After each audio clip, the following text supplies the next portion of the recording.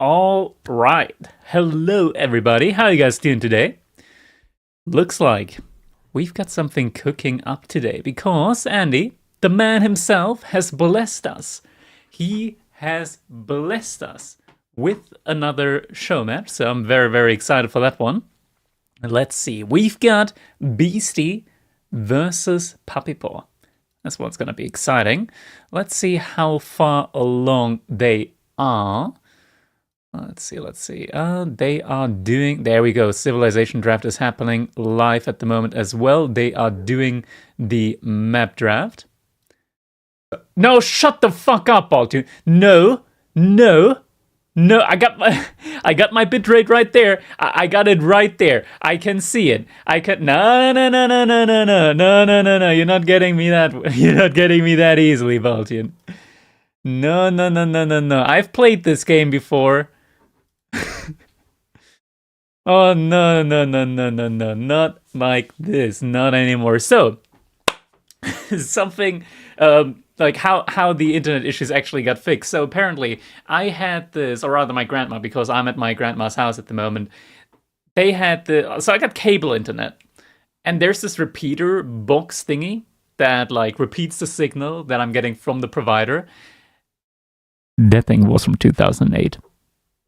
It was no bueno. It was actually still under like the name from an old sub company that got bought up like 8 years ago, called Kabel Deutschland, which actually got bought up by another company that got bought up later on by Vodafone. So that's like a a whole little like a Matryoshka buying company situation going on there. Why the fuck do my headphones look like angled towards one side more than the other? That's kind of weird. My head's kind of weird shape. Okay, well, it is what it is at the end of the day. So, anyways, let's see. Beastie versus Puppy Paw. Do I have everything set up? Just about. Okay, so I wasn't actually sure whether or not I would have these things like set up correctly. Let me also just quickly apply a little. We put on a little shade there for the names. We decrease the distance a little bit just to make those names pop a little bit there at the top side. There we go. Puppy Paw, Beastie, very, very nice. Okay, I need something else. I need a versus sign PNG. That's what I need right about now. We do need that. What do we have? Let's just take any good old Shutterstock. What do we have? Image filter, color, transparent. I'm just gonna rip something. I'm just gonna frickin' PNG tree, free, yes. Save image as. Put in my OBS assets folder. There we go, very nice. And let's just put that in over there. There we go. Ain't that nice? Don't just the best of technologies. Actually, I'm quickly gonna make it so that we're gonna have the names be there. Better fashion. There we go. Can make the name a little bit better, a little bit bigger. Bigger the better. This is live production going on here right now, fellas. Live production. There we go. It's not quite as sharp now, but that should be fine.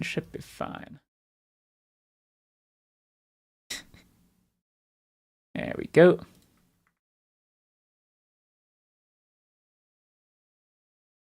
Nice and big as well.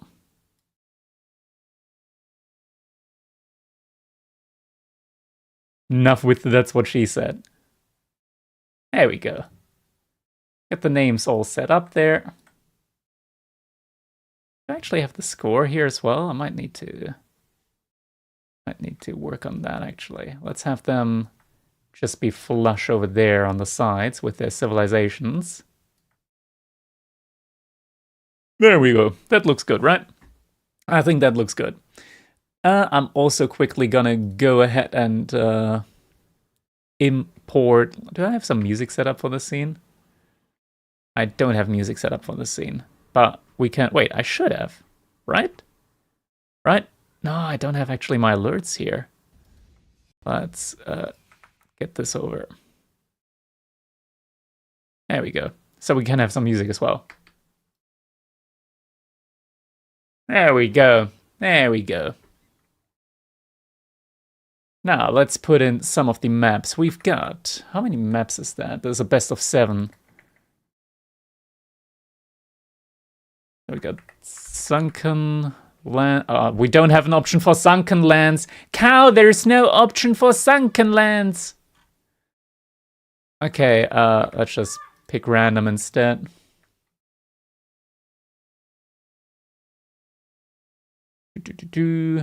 Dry Arabia. Excavation, AB4 icon, sure. Dry River. Have you custom games other than AB4? I have not. I have not. Let's see. Scandinavia. That's also a map that we're going to put in. We're going to put in Relic River. Wait, there's no Relic River? Cow. Cow, cow, cow. Cow, cow, cow, cow, cow.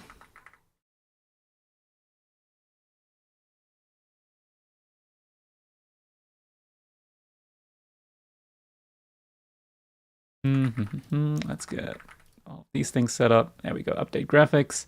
And I just noticed I don't actually have my maps here. Donkey Kong the original? Yeah, that's me. The very original Donkey Kong. I did actually do the OG cast for that one. That's true. Alright, what else do I need? I do need... Where was that? The graphics here for the map selector. Lobby assets.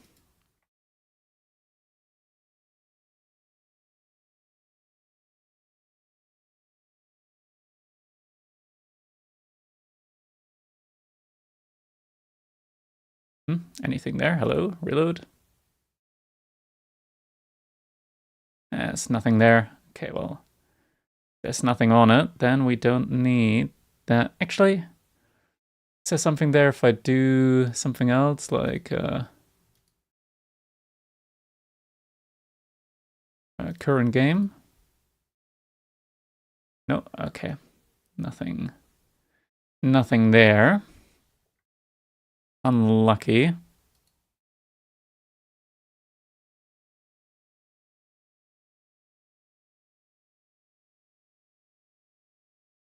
Let's see. Score, team game, lobby score, map name, index HTML. That's literally just empty. Map selector, that was that.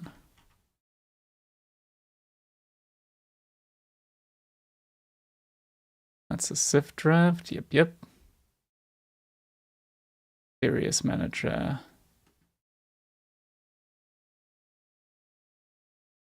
That's empty. Where's the map thingy?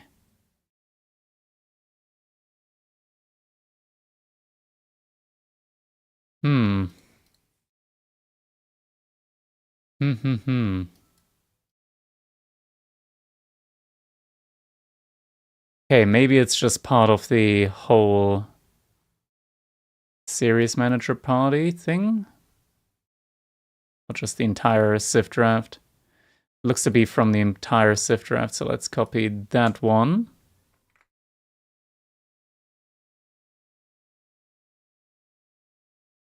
Actually, no, this is just Civs. This is just Civs. We don't need just Civs, we need maps. Where are the maps? Where did the maps go? I swear to God, something else disappears every time.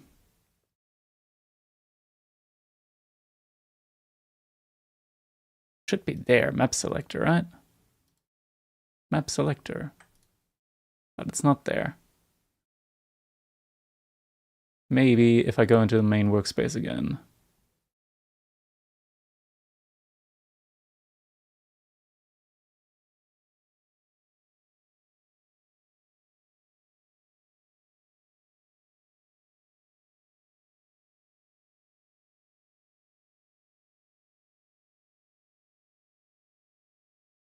Okay, first let's quickly import the Civ draft here.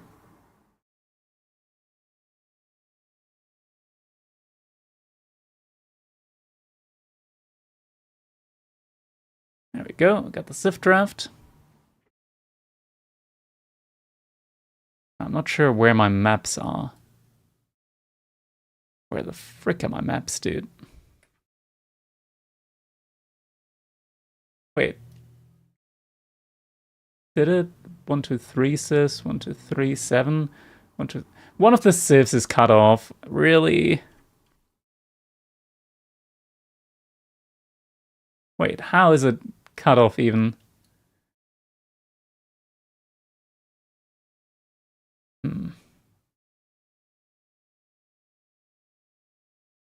How is it even cut off? Like literally outside of what I can have. With, oh, that just made it all weird. That just made it all kinds of weird.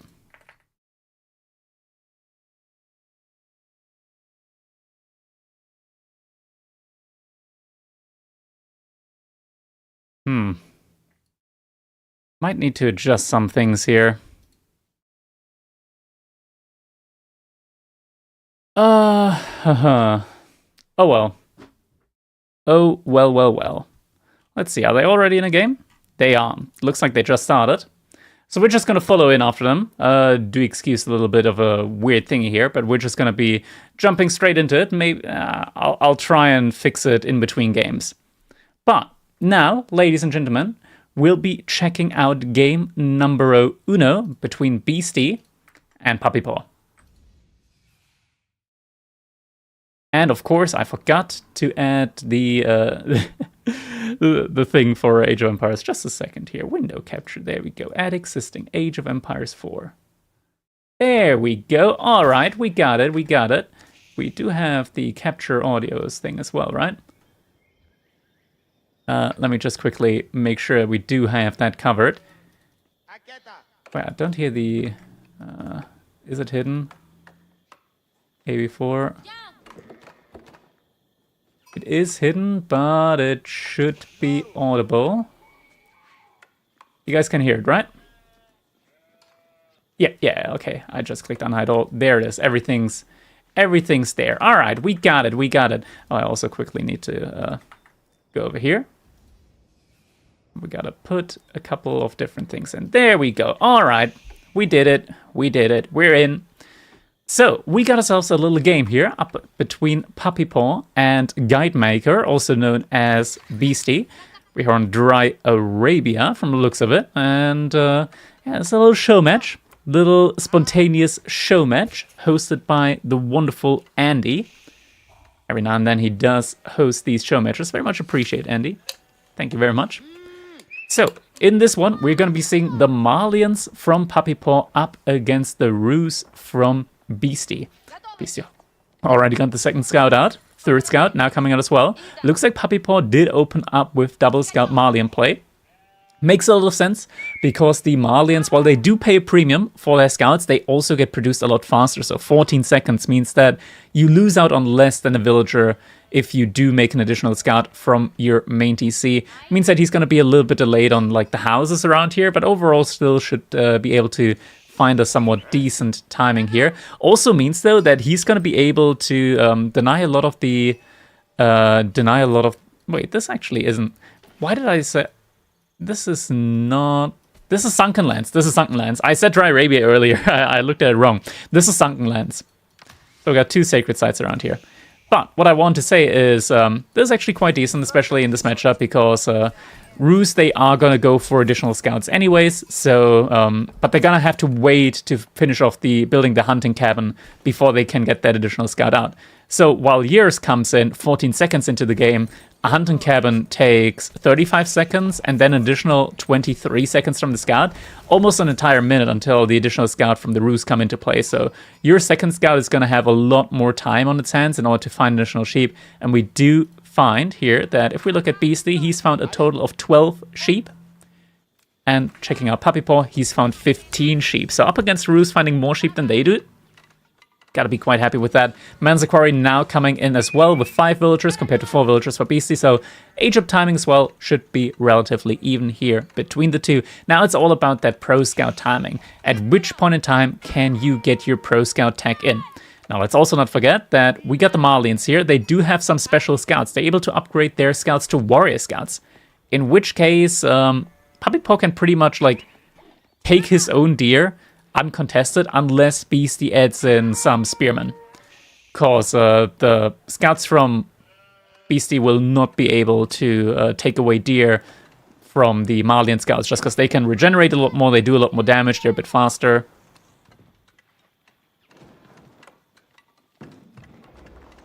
Excuse me, I had to take a little sippy cup there.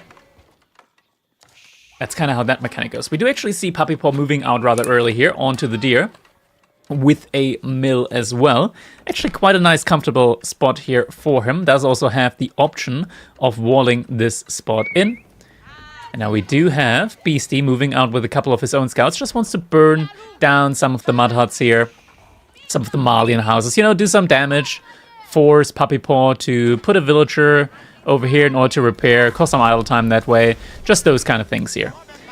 We do have Puppy Paw now move out onto wood. Might need to pull a villager here in order to repair that house. That house would definitely love to be repaired right about now. But house is going to go down. It's not the biggest loss as these houses do only cost 25 wood. So it's somewhat debatable whether it's worth repairing or just let it run out. Let it get burned down. Behind this, we do have Beasty queue up additional scouts and professional scouts in queue now as well. We do have no professional scouts, but rather survival techniques and additional economy upgrades coming in for Puppy Paw here behind this, who is now also getting his own barracks out. He's going to lose another house here for the time being. So scouts from Beasty are kept busy for the moment until that point in time where they will be able to start picking off the deer. Probably won't be able to take the deer away from Puppy Paw underneath the mill.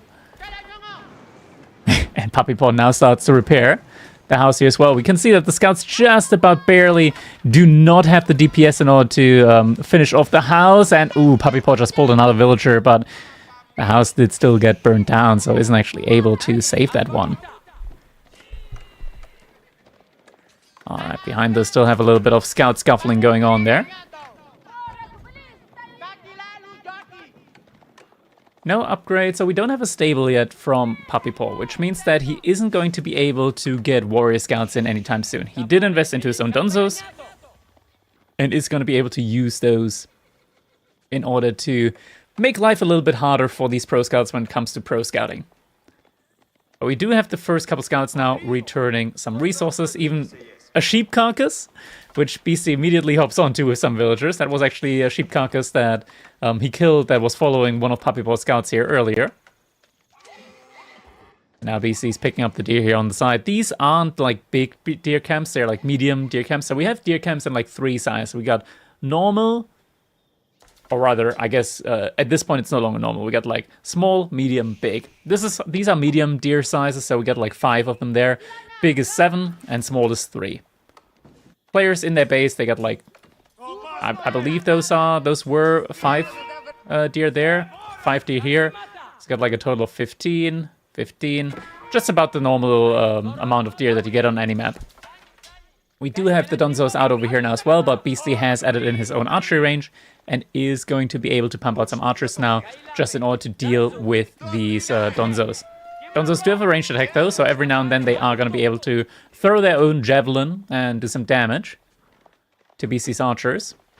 Beasty's adding in some more houses, and he is flirting with the idea of just aging up to castle age straight away. But Puppy Paw, he's adding in his own javelin throwers. The Donzo javelin thrower, that's a pretty strong army composition for the Marlians. Their strongest army composition, some might say, at least when it comes to the feudal age. Probably even like the strongest overall army composition for any civilization in feudal age. Mainly because spearmen are just such an excellent unit up against any cavalry, the Donzos, and the javelin throwers just destroy anything ranged. No overlay, we couldn't get it fixed in time. I was actually kind of a little bit surprised by this little surprise show match going on here right now, so I didn't actually have time to prepare my scenes and everything and whatnot. So we're just gonna have to do it without one here. Looks like the scout's still busy trying to bring back some of the deer here. We do have the first couple of javelin throwers now being able to take down these archers. And Age-Up should be coming in. There we go.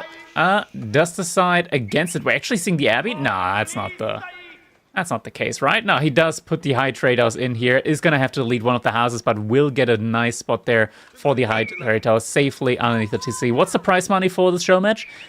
This show match is hosted by Andy. Usually the prize pool for show matches hosted by him are around $100. So I think this one's probably right around there as well. So probably like a 2/3, 1/3 kind of split going on here between the players. Like loser still gets like 33 and then winner gets like 66 or 70-30 split. That's usually how it goes here in these show matches. And we do have Beasty now immediately putting up 3 barracks here during the Age-Up. This kind of means that he's most likely just going to go for mass men-at-arms. Now with mass men-at-arms you still have to be careful. You still have to add in some archers. Because the Malians, they are able to make Musafadi warriors. And Musafadi warriors, well, they deal quite well with men-at-arms, very well with men-at-arms, even able to pick off one of the villagers there quite nicely. The scout's still trying to get some of the deer here. I'm gonna steal some away from Puppy Paw's villagers, actually. Just trying to be annoying here at this point in time. We do now have men-at-arms coming in for Beasty, but overall, this is not the greatest situation for him to be in. Isn't able to get the barracks up anytime sooner as well. It's going to have to put it on the other side. He needs to get some Pierce Armor upgrades in. And he's on a very, very strict gold budget here at the moment. He is not getting any gold from any gold veins here whatsoever at this point in time. So he doesn't actually have that much gold to play with at the moment. Villagers. One of them will go down here. Outpost isn't going to be able to take any of these units down. These javelin throwers, they just have so much armor here as well now at this point in time.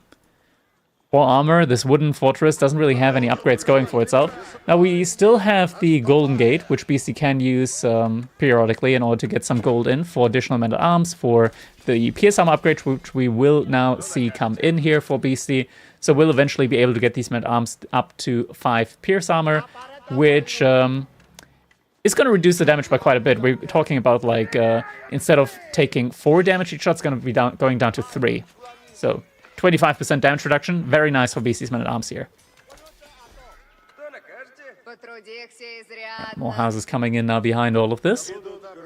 Men-at-arms count is rising. We have also seen some Musafadi warriors now in queue for Puppy Paw. So those units are going to be coming in soon as well.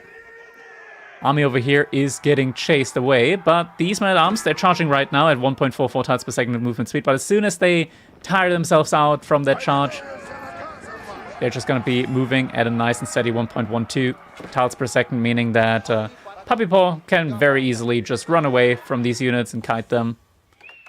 We actually have a monastery now in, but all the relics here on this map are kind of forward, I want to say. There's still this one relic over here, which is kind of safe. Now we do get the Musafadi warriors in as well. Puppy Paw behind this also has a decent economy, so should be able to age up at some point here in the near future. Is working towards it for sure. Beasty behind this still just adding in more and more men-at-arms. Javelin throwers, they're trying to get a villager pick off there. Beasty does garrison in time. Javelin thrower is actually able to survive 2 volleys here from the TC. No pierce damage yet in for Beasty, but is in queue. Another archery range now also on its way. Wants to get just a couple more archers in now, which he will need because we're starting to see a lot more Musafadi warriors come in for him. While this is going on, we do now also have the Feremba garrison. Where is it? There it is, down here. Feremba garrison coming up for Puppy Paw. A bit of an unfortunate spot here, blocking one spot here on that gold vein. But overall, still going to be a nice landmark here for him in the situation. He's going to be able to get the Mansa Musafadi warrior upgrade here. Not Mansa Musafadi, Mansa Javelin Thrower. That's probably the one that he wants at the end of the day. Age-up just came in, and we do get veterancy, Mensa Musafati warriors, and Mensa javelin throwers. I said Mensa Musafati again. Veteran Musafati warriors, Mensa javelin throwers, and veterancy on those javelin throwers as well. It's going to be able to deal quite nicely with that. Warrior monk over here isn't going to be able to find a relic. Do still have one over here, though. Now, Puppy Paw does have a very nice army mass, which is about to have some very good upgrades on them as well. Ooh. Warrior Monk has to be quite careful here, though. But this guy's quite fast. We do have some poison arrows on him, though. Some poison ticks. But do believe he should survive those, and indeed he does. He's not going to pick up that relic. He knows that if he picks it up, he's not going to make it home alive. That's going to slow him out for just a little bit too much here. We do have a little army split going on here as well. Beasty right now, he's just content sitting inside of his base, massing up more and more units. We're up to 17 archers now, so that happened quite explosively. Did he add another? Yeah, there we go. He added in 2 more archer ranges at this point in time as well. Pierce damage level 2 is coming in now as well. Don't have pierce armor level 2 yet, but do have pierce damage level 2 in. Oh, Puppy Paw. Small little raids here and there coming in inside the base, but we do have Musafati warriors there as well to repel that. And yeah, Musafati warriors just deal a lot of damage against armored units, so they're going to be able to do a great job over there overall. We have some raids going on here as well. Puppy Paw just going to burn down some buildings. Beasty doesn't have quite as mobile as an army. The men-at-arms do slow down the archers here by quite a bit. He's also adding in some stables now. Wants to get some knights in, but has to actually run away here with the villagers. And never forget, these veteran Mensa javelin throwers, they move at 1.38 tiles per second. They're very fast. They can get away whenever they want. The archers here are chasing after Musafati warriors, but there's no scout nearby. So in theory, Puppy Paw, he can just stealth these Musafati warriors up and run away. These Musafati warriors are also quicker than the archers. So yeah, Puppy Paw just has the mobility firmly on his side. He's not stealthing up. He did just use it now, but not all of the units are out of combat, so not all of them will get stealthed up. Majority, though, is going to be able to make it out alive there. Beasty does not see the rest of these units, so cannot follow suit behind that. Beasty, like, he's still getting a lot of food. He's still gathering from the deer that he gathered up earlier, and the high trade house just generating you a lot of food here. Every single minute spawns in a deer every 45 seconds. It's a lot of food that Beasty is relying on right now.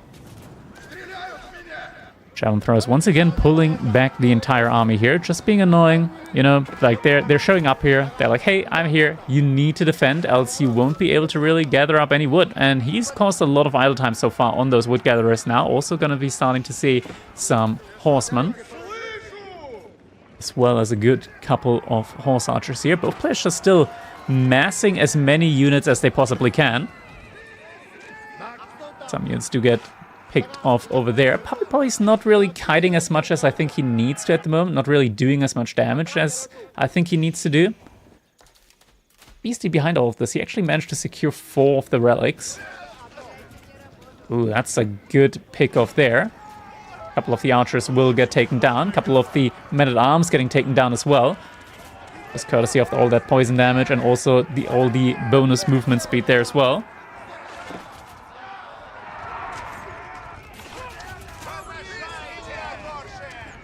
And it looks like we might have a little fight here on our hands. All of the Musafati warriors now coming in as well. Destruction value so far, yeah, it does look really good for Puppy Paw, but when it comes to everything that's on the field at the moment, fight is coming in. We do have the Musafati warriors at the front. Puppy Paw did just pick off the cavalry archers there. And now is starting to focus down the archers with his javelin throwers. Musafati warriors, they're pretty good front line here, but they will get picked apart by these archers, but without as many men-at-arms. It looks like Puppy Paw, while his front line is gone, will have to retreat.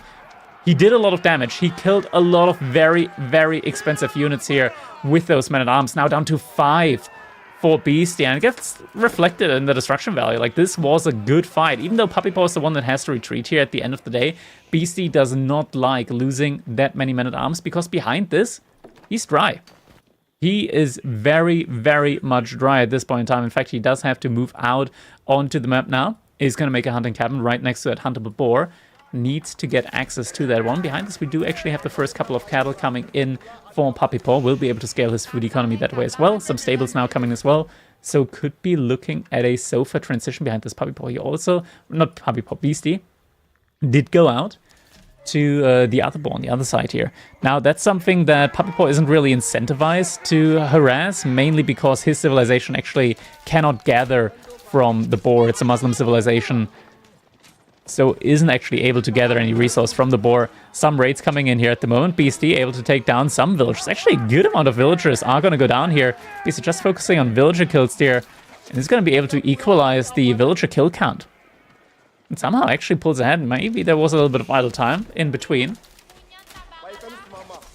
Oh, Puppy Paw. Inside at the moment, Beasty, he's not looking to be in a bad position in this game. Not at all.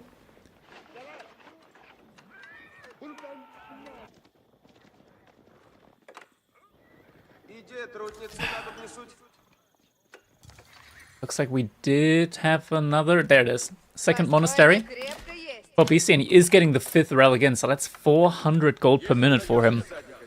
Take on top of that the hunting cabins that he has. Yeah, he's got... We've got some walling layers going up as well behind all of this, but yeah, he's got some... He's got a very, very solid amount, I want to say, of passive gold income at the moment as the Roos here in this game. Definitely feels nice for him. We do have Puppy Paw now starting to mass up some sofas, together with the imported armor as well. And Beasty, he's managed to keep himself above 1,000 food per minute here for the last 12 minutes, I want to say. So definitely did a very good job, even with all the pressure that has been going on, did a very good job of just not idling out on food, getting enough resources in to get a pretty large army going here behind all of this. Now, with these units over here, could be an easy pickup though for like 4 to 5, 4 to 5, I want to say, veteran sofas, and we do have those available here. At the same time, though, Beasty is going for 2 for the double-pronged attack there. Infantry on one side, cavalry on the other side. Puppy Paw, how fast is he going to react? Does react pretty much immediately, but is still going to lose at least 2 villagers so far. And the farming economy, it's not safe either. The cavalry archers, they're going for it. Ah, that is a lot of dead villagers now here for Puppy Paw. Very, very good raid by Beasty now. At the same time, on the other side, is starting to attack with the infantry. The Mansa javelin throwers, even though they are so fast, they just were too far out of position. More villagers going down here. Now the infantry arrives as well. Horsemen, the expensive unit, the food-heavy unit, is going to be brought to safety behind all of this. And now 22 villagers have gone down in this game for Puppy Paw. This definitely hurts him now. He still has a very, very large standing army. But his ability to reinforce that just went down the drain. Couple of units now getting taken down over here. The last couple remaining Cav archers. Should all be going down. Looks like just about one of them is going to be able to make it out alive. Sofa's also able to find the archers over here. And they have 7 pierce armor, so they're actually going to be able to just destroy them all. There is no recovering those units here. And Beasty is going fully in on a like horseman, knight, and horse archer composition here. This is a very expensive army composition, very diverse one as well. That's kind of what you need when you're up against the Malians, just because they tend to have such a diverse or rather unique army composition. We are up to 53 Mansa javelin throwers though. This is like the reason why Beasty, he had to save those horsemen. Because they're just going to be so valuable in the next fight. It's like another fight might be going on here now. It's just such a big number now of javelin throwers. At this point in time, it feels like the counter with the horsemen might not be able to counter them enough. We do have knights though, a little bit of an even bigger counter. Has a good bit, well, it has 1 more armor, but more HP, does a lot of base damage. There we go, fight is coming in now. Sofas are gonna fall back here, trying to assist on the Mansa javelin throwers. And actually, like the Mansa javelin throwers, the kiting here, Puppy Paw is doing a really good job, just kiting back time and time again. Beasty tries to catch up to the units, but it's so difficult for him. It is very difficult. Destruction value, like Puppy Paw, he is absolutely destroying the army, but the sofas did all go down behind this, courtesy just of the amount of crossbows that are there as well. And the javelin throw count has been reduced by quite a bit as well here behind us. There's no focus fire right now, just line formation and kiting at the moment. Coming out here from Puppy Paw. Doesn't have all of his units there as well. Looks like he just got a pretty good raid in on BC side there as well. Villagers once again have to evacuate. Just a couple of units over here being dragged away just to try and go for some additional raids now in the economy. Once again from Puppy Paw. He's already lost so many villagers. He's about to lose even more from the looks of it. Javelin count now down to 33. It's starting to get even lower. Crossbows, though, are getting picked off. BC's army just disappeared behind this. He has added in a second TC as well. He's going up to Imperial Age? Beasty must know. Beasty must know just how much damage he has done to the economy from Puppy Paw. Now, Puppy Paw is still by no means dead. He is gathering on cattle. One of the best food sources in the game. Beasty right now, he lost access over this boar. Granted, that boar, there's not much food remaining in the one, so that's negligible. That is negligible. This boar here as well, completely ran out. He's on the berries over there now. Okay, Beasty realizes that he cannot just go blind in now behind this. He is reinvesting. We're seeing a lot more horsemen getting queued up. And this cavalry, Beasty is getting a big benefit here from Boyar's Fortitude. Plus 25 HP cannot be underestimated. It means that your survivability up against the Manza Javelin throwers is just so much better on both the horsemen and the knights here. And it makes them such an effective meat shield. Not just a meat shield, a much more effective counter up against this army composition from the Malians. But Puppy Paw, look at the army production. It's still going very strong for him. He's not gathering any wood. He's not gathering any wood at the moment because he knows he doesn't need wood.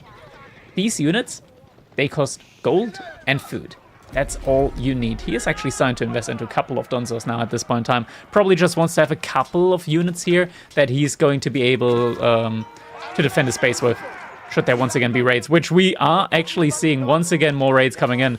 Does have a couple of units there to defend.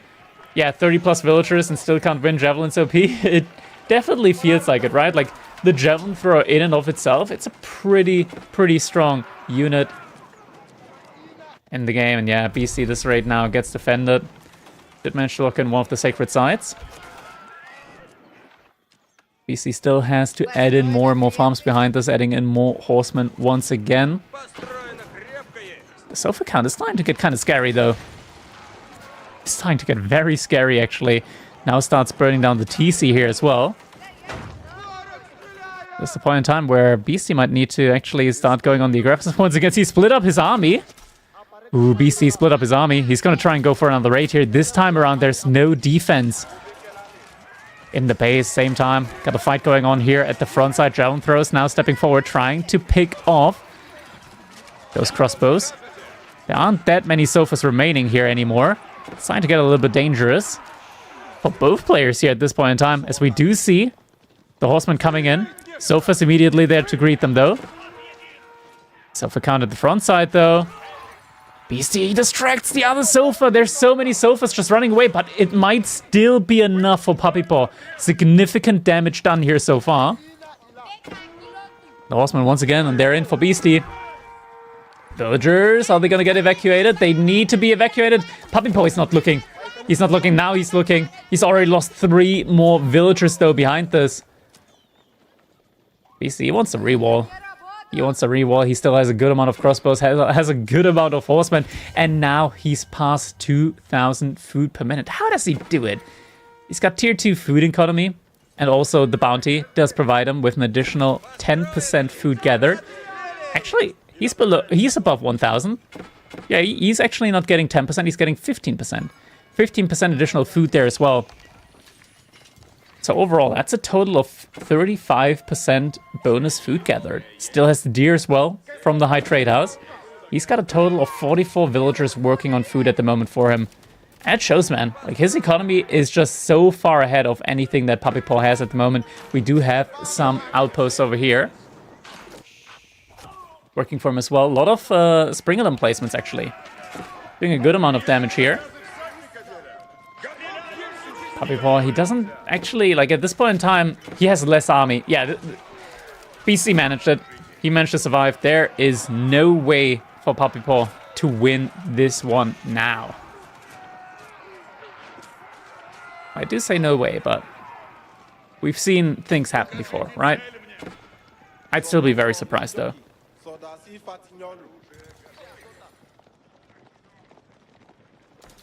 I gotta quickly lower my desk, as I've been standing the entire game here so far.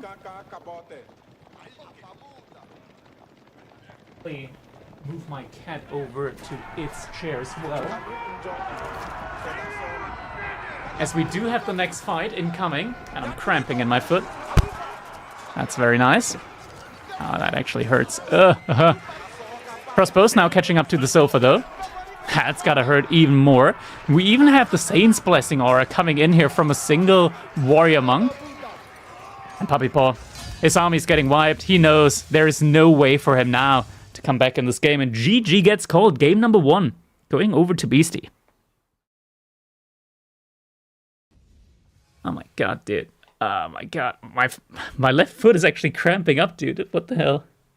I haven't had that before. It's giga cramping. It is actually giga cramping. Ay.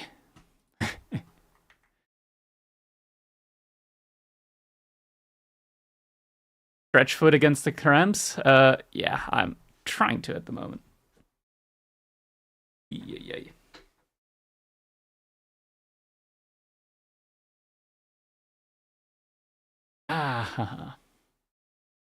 That's not very pleasant. That's not a very pleasant feeling.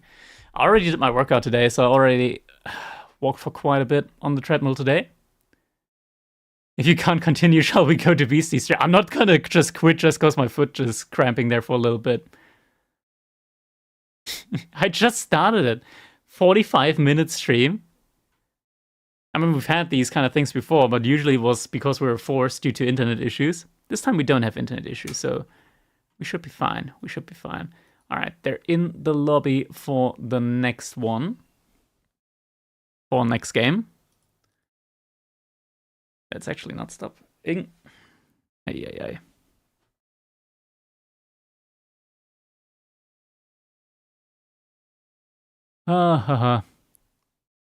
Best of 5, it's a best of 7. It's okay, we'll take over the cast. Don't you worry. Probably back in just a little bit. Okay, now it's really starting to cramp up. Even the left side of my foot. Holy shit. Gotta get more water. Dude, the second I take my hands off the foot, it just starts to really hurt as well. Let's put the foot on the ground. There we go.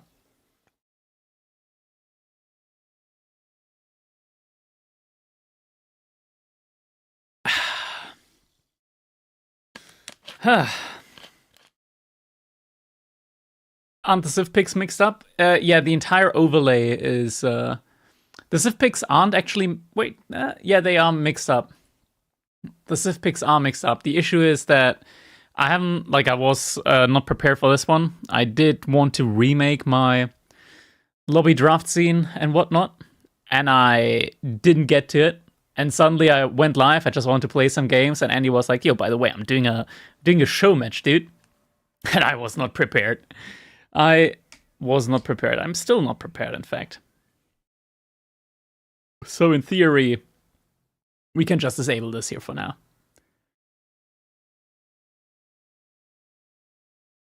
Ay. Oh, all right. Looks like game number 2 is on the menu now. I actually gotta quickly download a mod for the map Excavation. Me to be able to spectate that. I'm still just gonna be sitting over here and massage my cramping foot. Looks like we do have Lancaster up against Chinese. That's an interesting one. Let me quickly just switch scene. There we go. All right. This is such an interesting map, I want to say. Not because it's like good, but because it's very, very weird. We're on Excavation here. We've got a lot of gold overall. But a lot of it is also just these small gold veins. So instead of having like these large gold veins out on map, you have like your normal size gold veins around your base. And then there's a ton of these smaller gold veins just across the map. Means that you can't just put a keep down next to one of the large gold veins and immediately control 8k. That's not the thing. That's not a thing on this map. What we do also have here is a lot of these forgotten ruins, where if you capture them, points of interest, if you capture this point of interest and you put a villager inside, you are actually gonna be generating a lot of stone passively. That's interesting. We do have Puppy Paw actually sending a villager out here immediately. Gets a spearman in as well. And already has captured the first forgotten ruin here. Is gonna be able to start generating a lot of stone. And once the stone, like there's a finite amount of stone that you can generate here. After 6 minutes, a relic is excavated. So then it suddenly turns into a relic, and you get the villager back as well out of it. So overall, just a pretty good point of interest here, resource-wise, especially for civilization like House of Lancaster, which is going to want to have, you guessed it, stone. Or the manors. And I'm not kidding. My foot is just fucked. I'm not sure what's going on today. It just started giga cramping and hurting. Oh my god.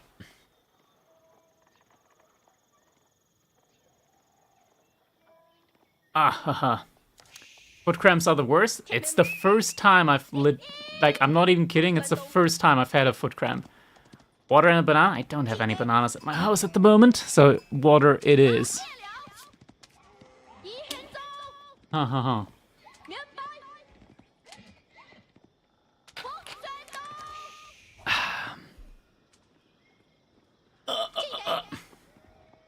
Maybe my caloric deficit is a little bit too aggressive here, at the point where I don't have enough minerals in my body and I'm just starting to cramp up.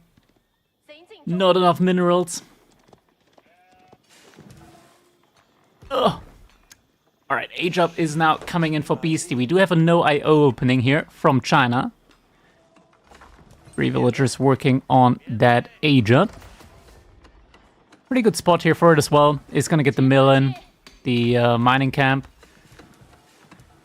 And obviously most of the wood line. We do have the age up coming in for Puppy Paw as well. Lancaster Castle coming up. Was nice knowing you. Yeah, I'm actually dying over here.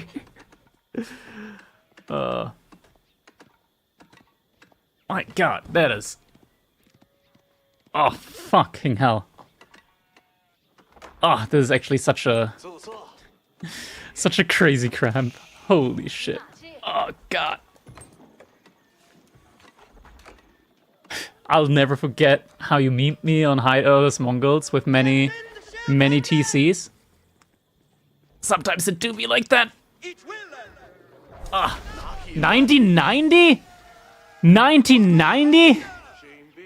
Dude, I'm not that old. I'm not that old. I'm 26, dude. Ah. I'm 26. You gotta put me at like 35. Ah. I'm a mid-20s, man. Alright, sheep have actually already run out for Beasty, but is gonna be able to bring some more in now. It's gonna force some idle time. Lots of villagers just transitioned over to... Sorry. To wood. Oh my... Fucking hell. This foot cramp is actually killing me right now. What's the score? Ah, we gotta get the score up as well. If only my fucking foot stopped cramping, dude. I can't freaking cast right now. Oh my god. It's 1-0 for Beasty at the moment for Guide Maker. Oh, shit. Fuck. It's so painful, actually. What does it look like? Oh. Yeah, these muscles are hella contracting. I didn't even know I had this many muscles in my foot. Ugh. I could just see my big toe on my left foot just like cramping over to the left side. Ugh. Just like hard contracting over to the left side. Ah, Alright, just applying pressure. Just stretch it out. We're fine. We're fine. We don't fight. This hurts. We're fine. Shut up. Do we have pro scouts? We do have pro scouts, of course. Sounds like lovemaking. Okay. The absence of cam makes it sound interesting. I can't believe that. I can't believe that. Applying pressure, etc. No, actually. Oh man. There we go. Got the camera over here. No shenanigans going on right now. I'm literally just in pain, trying to like massage my foot or something, as all the muscles are just cramping. I should probably stop with the feet. I might get banned on Twitch for showing bare feet.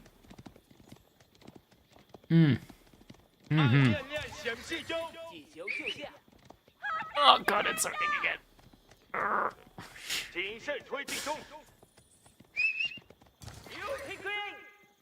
What do we have in the meantime? 3 manners, lots of stone for Puppy Paw. Mana upgrade coming in. Everything looking good.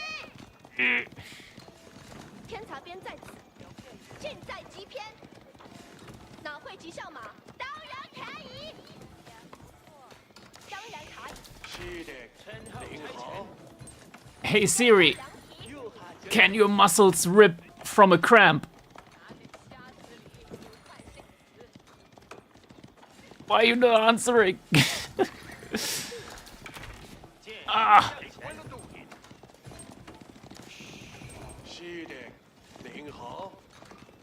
All right, pro scouting still going on behind us. How many deer are there even out on this map? There are like 2, yeah, just normal dry Arabia deer count, 14 per player.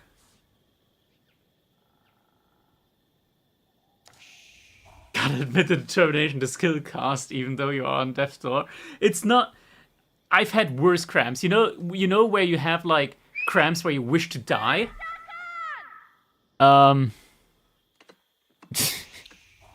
Where it's just like unbearable pain. It's not on that level. It's not on that panel level. This is like bearable pain. I got like the. Have you had like leg cramps where you're like writhing on the ground, literally like, oh my god, take my leg off, please. It hurts so much. It's not on that level. Thankfully. Thankfully. It did really hurt. I think I'm towards the end of it now. Why are these scouts like, this is the thing with China, like the pathing around the mill is just so trash. And something else here as well. Beasty at this point in time, probably he probably can't even force drop off on the mill anymore, just because at this point in time, like you just cannot click on the mill anymore. Yeah, these villagers, they're still carrying the food. Beasty just couldn't. He couldn't click on the mill, so instead he had to click on the TC. He had to drop off at the TC, just because it wasn't possible for him to click on the mill. Like as an observer, I can because. Like, I don't get blocked by the deer carcasses, but if you're playing here, like, you just cannot click there. Oh, Imperial Official going down. Ooh, nice catch there.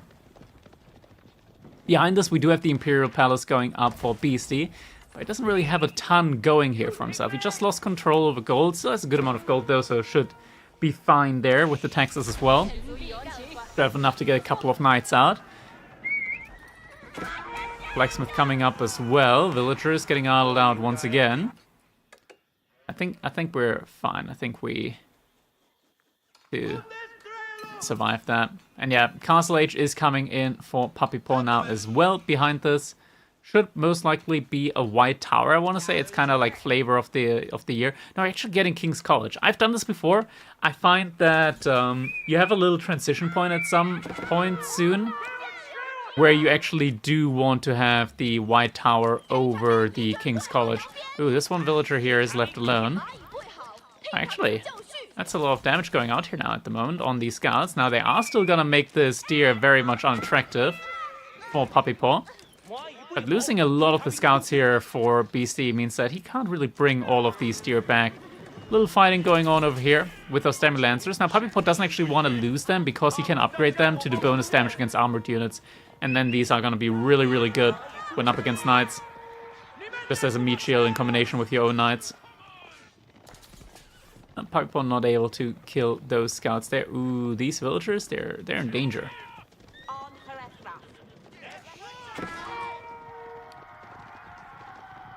Will get saved there. There's still a deer carcass over there. Yeah, Puppy Paw realizes, sends the villagers out there. And the age up should finish now as well. Ooh, Puppy Paw's actually heavily committing to the knight play. This might be a little bit too heavy. We're getting color of Essex in now though. Not Essex, Essos. Ah, haha. Pretty big map. Is it a variation of Cliffside or a brand new map? This is a brand new map that KP commissioned. He commissioned this map from Karyu, I believe, for his tournament series, KPMM.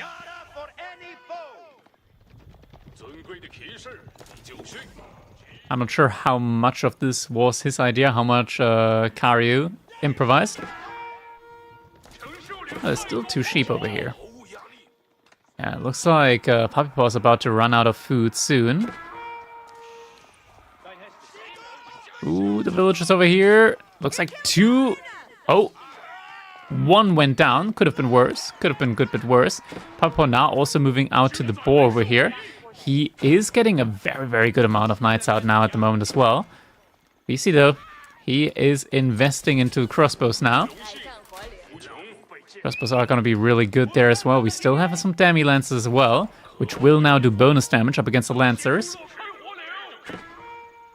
So +6 up against those. Spearman also still just doing a great job of denying the Pro Scouts play here. Time and time again. Ooh, Spearman could turn around. There we go. Scout gets picked off. Now Beasty without a scout at this point in time. Demi Lancers, I mean, it's not the biggest loss, right? Like, the Demi Lancers, they already got the value in. And Piper once again in a decent spot. Now, these raids are just really the crux here at the end of the day. How do you wall this? Because I think Puppy Paw really needs to start thinking about some walls. Both players also going for relics now behind this, as some have been excavated. Yo, Patrick, how you doing, man?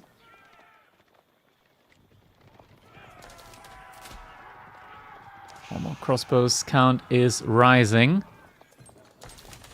Knights as well. What's Puppy Paw gonna do now behind this? He's still just adding in more and more knights. Huh. That's dangerous. That's very dangerous. Why is Russo P in the current meta? Their 1TC play is very strong. Castle Age timing's very strong as well. They can get some really good units out with Boy's Fortitude very early on. And they just have some of the most insane landmarks in the game with the High Trade House. It generates so many resources. Okay, looks like we do have some walls coming up now. Ooh, but this could hurt from the timing aspect though. Puppy Paw also adding in some Hobelas here, which he can make really quickly actually. Oh, the Spearman actually in a very nice position here at the moment.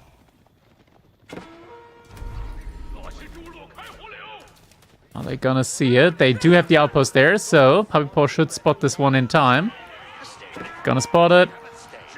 Spearman arriving. One villager did still go down though.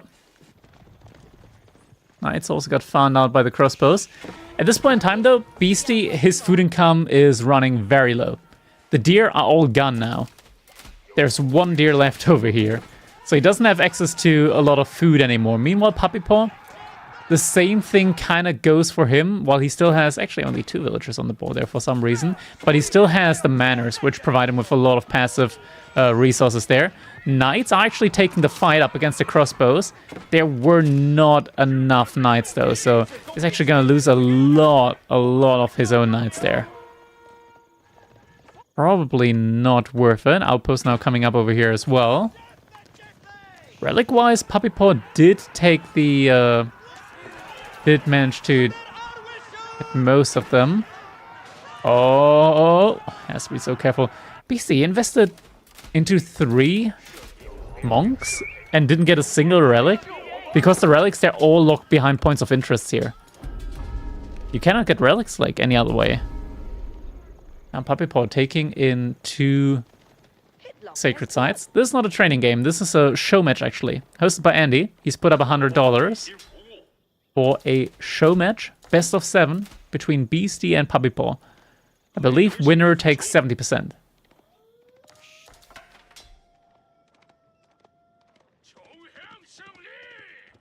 Looks like Lancer is going to be able to deny that sacred site on both sides, actually. Puppy Paw didn't reinforce those guys with anything else. Beasty now forced into making Spearman.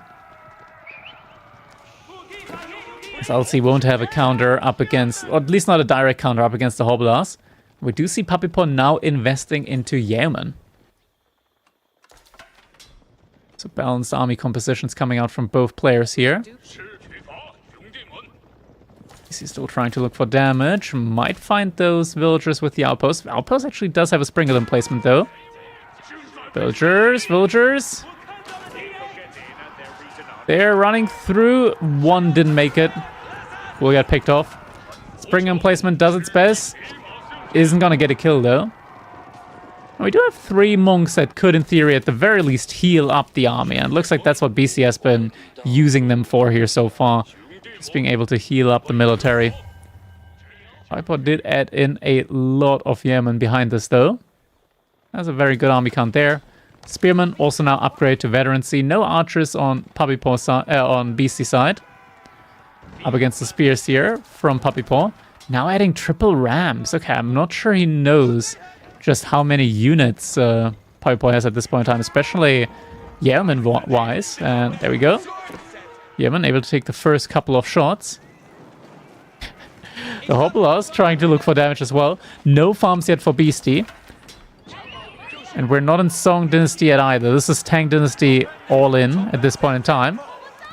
Hobblers just trying to be annoying here, doing a little bit of damage. They don't really have a lot of melee damage. We're also missing the melee damage upgrades here. But also no melee armor upgrades, so it's kind of even in that regard. He's gonna force the army back though. Oh, Hobblers suck so much. They actually suck so much. It's kind of crazy. Kind of crazy just how bad they are. At least in comparison to normal horsemen. Also a lot cheaper though, right? So that's that. They trade out in that regard. Palace Guard's next on the list, but Beastie, I mean, oh my god, this is so much idle time. He's at 100 food per minute. Lancaster just insta-lose when get picked. I mean, at this one, Pipe was way better. As bad as your life-threatening cramp. It's fine, it's fine. We recovered. The cramp is gone. Cramp is gone. We're good. We live. We live, let's just put it that way.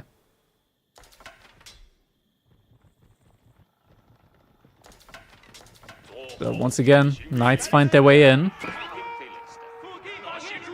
And we do have the defense force here as well. Looks like we're now getting Nest of Bees in as well. Could be the only way really here for Beastie to still take a lead in these fights. Right now, Puppy Paw has a really good army mass. Ooh, Villagers getting pulled forward as well. This is going to be a keep rush. This is going to be a keep rush. Ooh, good volley there. Damages a lot of the units, but the Villagers now get spotted. They did get spotted for a second by the outpost. So Puppy Paw, he has to know what's coming.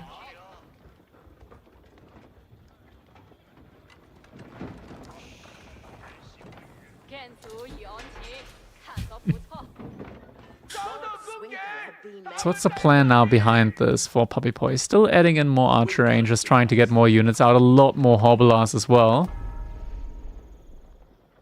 We do finally get like the melee damage upgrades in as well there. Barbican now in the middle of the map. Puppy Paw, he wants to go for the fight. Does he actually want to go for that fight though? Gonna take a look at it. Up to triple Nest of Bees now. Get a great shot in as well, but 2 of them immediately do go down. Synchronized shot, doing a good amount of damage there as well. There aren't that many Yeomen remaining here though. Knights in as well. We got a full surround and so many Spearmen. And it looks like Puppy Paw is going to be able to do it. Hobbler now on to the villagers over here. And there it is. GG comes in. Puppy Paw able to equalize the set 1-1. We're just not even going to go into the lobby now, though, because I don't have the screen ready for that one. Let's at the very least, though, get the score up for you guys. Let's see. Where do I have that? Where do I have the score?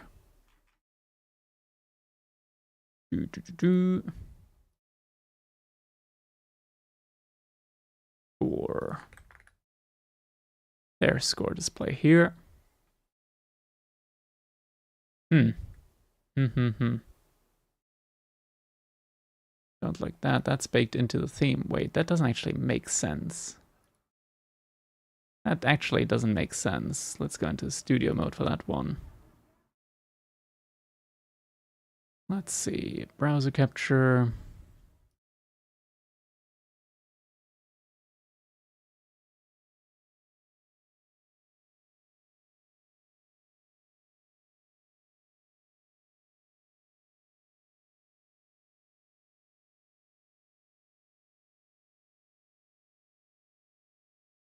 Okay, let's that one over here very quickly.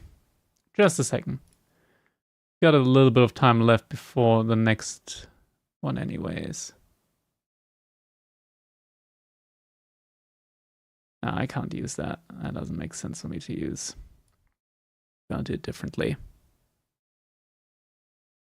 Gonna do it differently.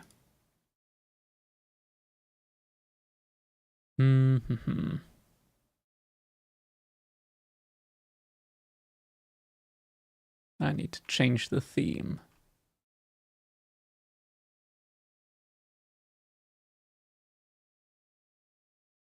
That's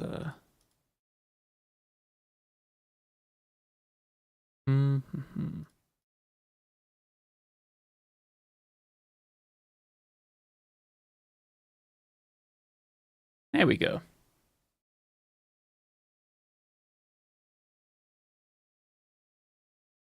That's better. All right, I can use that. I can definitely use that. So let's switch over here. There we go. Now we got a score up as well.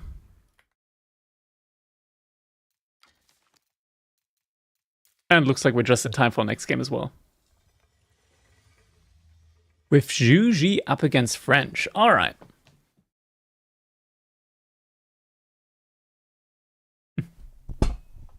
I'm 61, perfect number, by the way. Oh, that's great.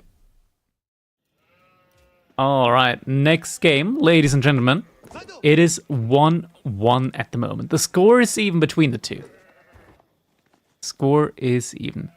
We've got Puppy Paw with Juji's Legacy here, up against Beasty with the French. And we know Beasty's French, it's very, very strong. And in my opinion, like, the way Juji has previously been played, like before Pro Scout meta, this is a good matchup for French. This was a good matchup for French. I'm not sure about right now at the moment. Might still be a good matchup for them, honestly. Just because of the army composition, mass archers and knights, means that it's very difficult for Juji's Legacy to move out onto the map. And that's where they can kind of find themselves starved out of resources at a certain point. But in the Pro Scout meta, like, you get a lot of food inside of your base very, very quickly. So it might not be the case here. Might not be the case. All right, let's see. We're not quite live yet. We're just gonna... Okay, never mind. We just weren't live by like 10 seconds. Now we're live. Now we're live. What do we have going on here now at the moment? Just the typical Dark Age play. Players scouting. Looking at the map. Puppy Paw's got a pretty decent spawn overall, I want to say. I'm looking at like spots for the Medigarden. There's a decent one over here. Get like double stone, gold, and wood there. He's got a pretty good one inside of his base. That's like very safe. Get the berries and the food in. I feel like you just get so much more value over here potentially. Like you could get all the way up to like 100 resource per minute. Over here, you're gonna get like 60. And again, does he have much use for stone? Still, like, every minute you can afford an additional outpost emplacement. That's pretty wild as well. I wonder which one he's gonna ultimately choose. It's definitely a choice to be made here. He's moving out down there? Wait, what's his vision like? He sees this. And he chooses to send a villager out there. No, okay, he's gonna change. He's gonna just put it safely over here in cyberspace. At least he's gonna get a little bit of wood in. That does still make it a fairly good meditation garden. Looking at the sheep, Beasty, he found 10 sheep at the moment. Puppy Paw, oh, Puppy Paw has not found that many. There must be some more sheep. Yeah, there's like 2 over here. There was 1 over there earlier, but he did find that one, so 2 over there. 1 in the corner from Beasty. Ooh, Beasty finding 2 more over here. Yeah, this is not looking good, sheep-wise at least, at the moment for Puppy Paw. Could be looking a lot better. I'll take my glasses off there for a little bit. He's starting to dig into my ear. I might need to bend that one a little bit. Make it not dig into my ear as much. Thoughts about the matchup? I mentioned it earlier, like, I think that previously, like, French used to be quite good before Pro Scouts, but with Pro Scouts, I think Juji can eke ahead.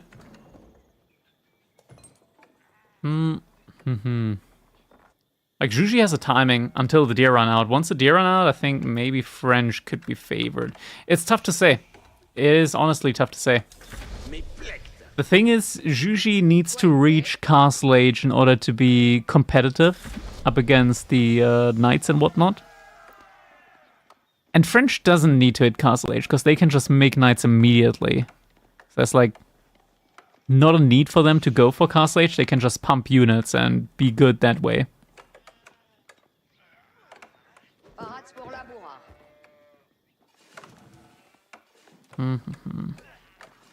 You have early Spearman now from Puppy Paw as well. Actually invests into the Spearman before Pro Scout. Has he even queued Pro Scout yet? He hasn't queued Pro Scout yet.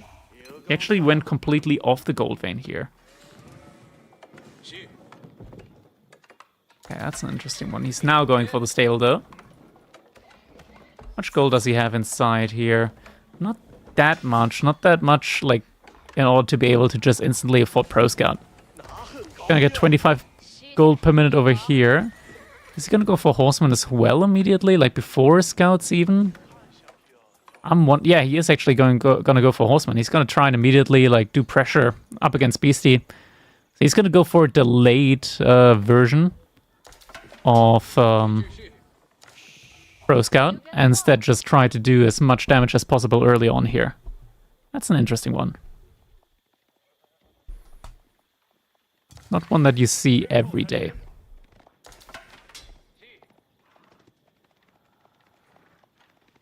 He's gonna look for the gold, sees that there aren't any villagers over here. Did manage to deny 2 gold there, just by disturbing the peace with his 2 units.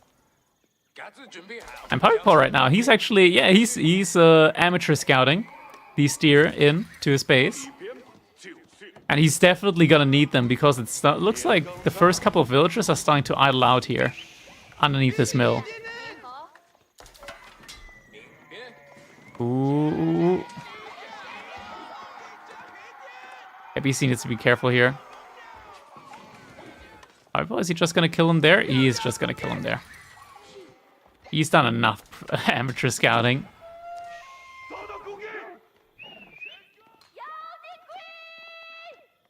Beasty, he's busy pro scouting now behind this. We can see the archer range come in. Puppy Paw is already on Horseman as well, though. So now also starting to try and do a little bit of damage here up against the pro scouts. But, like, they're not a direct counter. Like, they tickle the scouts. Beasty, he isn't even gonna drop off the resources, drop off the deer there. He's just raw dogging the damage. Looks like Puppy Paw did move out now over to the gold, even put down outposts over there. And is now also pro scouting in his own deer. On a delay, but is doing so nonetheless. I'm honestly a little bit confused. I mean, I guess this is a more flexible build. He does have more flexibility when it comes to reacting to what Beasty does. Like the double archery play here, for example, he does immediately have horsemen to deal with that, and this might actually force Beasty into just investing a little bit more into the army before moving out, before feeling comfortable moving out in the first place. And he's just taking his time, pro-scouting with 3 scouts, so not investing that much in there, and trying to age up now behind this. Beasty is going to see the amount of villagers that are there, trying to age up. Outpost and placement coming up now as well, and that means that we do see the blacksmith now coming in for Beasty, as he does really want to put up the pressure now. He needs... It's another 1,000 food coming in right there.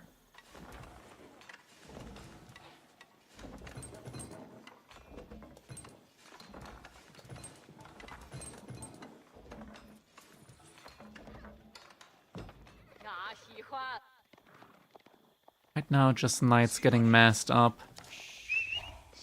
Yeah, Puppy Boy is getting close to his own age up. Scouts looks like might get intercepted, but we do have the spearman right there. No archers nearby. There's the spearman. Mount Blue Academy now coming in as well behind this. Yeah, spearman going to be able to chase the knights away. Where the archers still all the way in the base for Beasty. So by the time they arrive, Puppy Boy is going to be aged up. He's going to start producing some knights here. Might also need at least a couple of crossbows, though, I'm not gonna lie. That's what I feel like. Don't think you can do this with only knights. Like, you need some range units that, like, do a good job there as well. Villagers. Ooh, one did go down. Damage being caused. Actually not that much considering... Wait, he's not losing a single knight for this? He didn't lose a single knight for this. He didn't even have pierce armor. How did he not lose a single knight for that? And now he's actually getting idled off the food as well. That's crazy. That is crazy. Mill over here. But nothing really to gather from at the moment. He needs the scouts to start bringing stuff over. I'll do so now. I mean, he's got 4 knights in the queue. Still feels rough.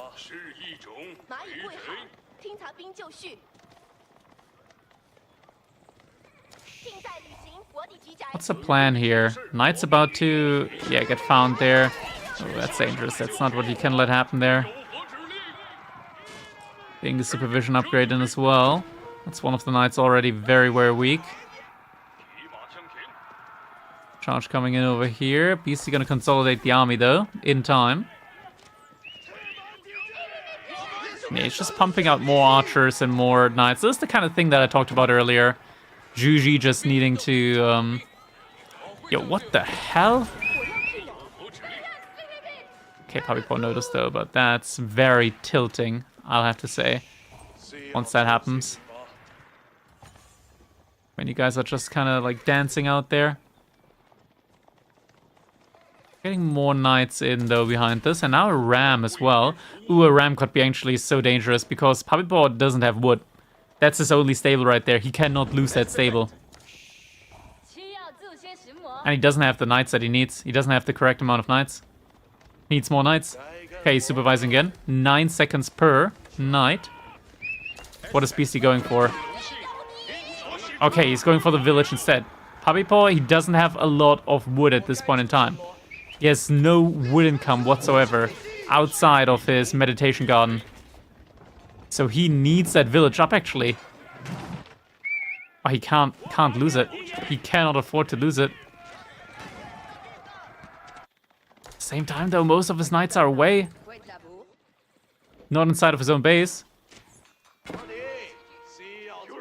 Okay, he is managing to get a little bit of wood in, but he's still gonna be housed for a while here. Oh, and the raid is commencing. And just to take a couple of villagers there. House is getting rushed up, at least one for the time being. And the ram!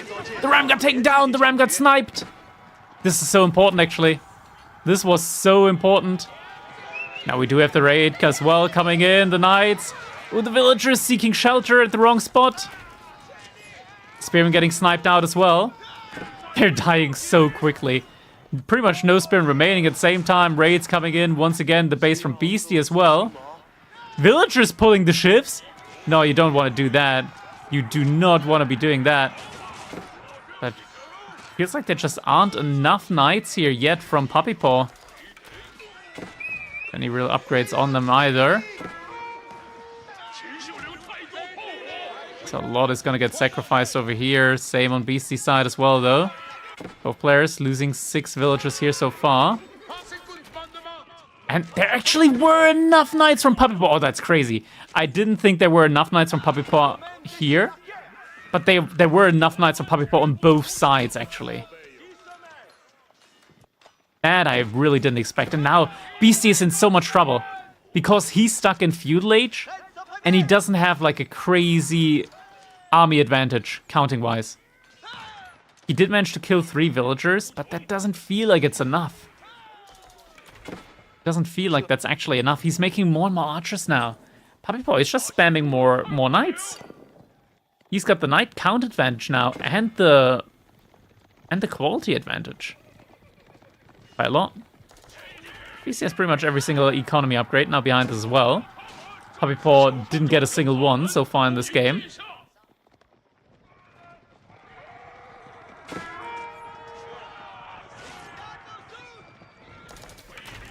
Let's continue charging forward now. Wants to do some more damage of his own now.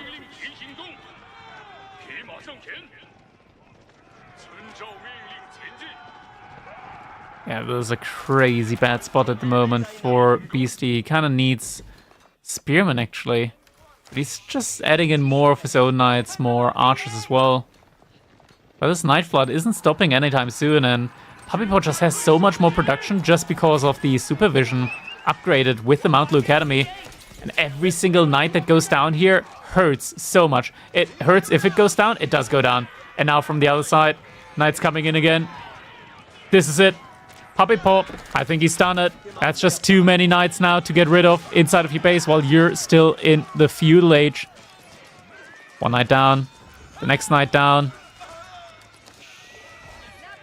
And that is Puppy Paw firmly cementing himself inside of Beastie's base. There's actually more knights in queue, but Beastie's out of gold now. He needs to have the gold access.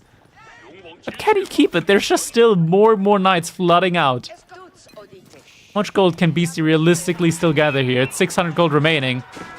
And the knights are still cruising around. Another knight going down. These are such expensive losses for Beastie at the moment. Ooh, if these 2 knights go down, it's devastating. He's able to keep them alive, but do we even have chivalry? We do not have chivalry. And now more knights coming around from the other side as well. Beastie, he doesn't have the tools to deal with this at the moment as well. More villagers going down, and there it is. GG comes in. You can tell from Crackerty's commentary he is Team Puppy player. Nah. I'm not teaming with anybody here. But I do always root for the underdog. And the underdog is the little dog in this one. Alright.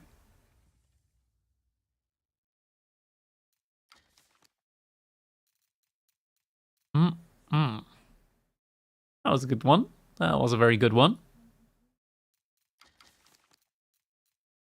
So we're going into our game number 4 next. Puppy's my second favorite AV4 Pro. So I'm rooting for him. Puppy Paw is a very, very cool guy. I know how important Beastie is to the AV4 community. It's a supply and demand kind of thing, I want to say, at the end of the day. Like, I think the AV4 community could very well, like, survive without, but it's always better to have, right? It's always better to have. In general, I think we really don't have a big supply of, like, big streamers that, like, bring in more communities as well. We should definitely, like, have some more of those. Like, we used to have, like, Turin, We used to have Viper. We used to have Hera. Those were the days, man. When those guys were all streaming Age of Empires 4. Those were the days, man. Wish we could get back in there to that point in time. Need more Fitzy here. Yeah, we had Fitzy here as well. And for Tim, of course. There's some great names there that unfortunately we don't have at the moment. Not a fan of Fitzy? I mean, you don't have to be a fan, but he was a content creator, he was streaming, and it was nice. It was nice to have him around.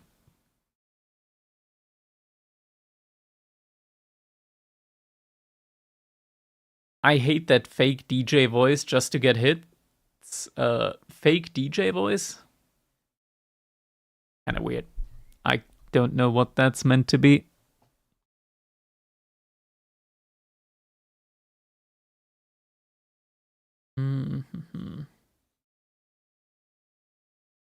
Fitzy had a fake DJ voice? Okay. Poor Fitzy. He's catching flack here. American disc jockey. All right, we're going into our next game. It's how they speak. All right.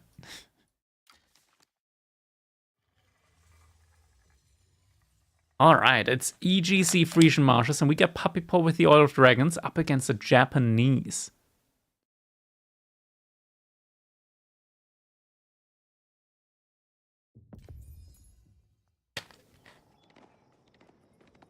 All right, let's see. I mean, this is on Frisian Marshes, and we do have... Yeah, this is expected. So there's something very nice that you can actually do with a lot of Civilizations.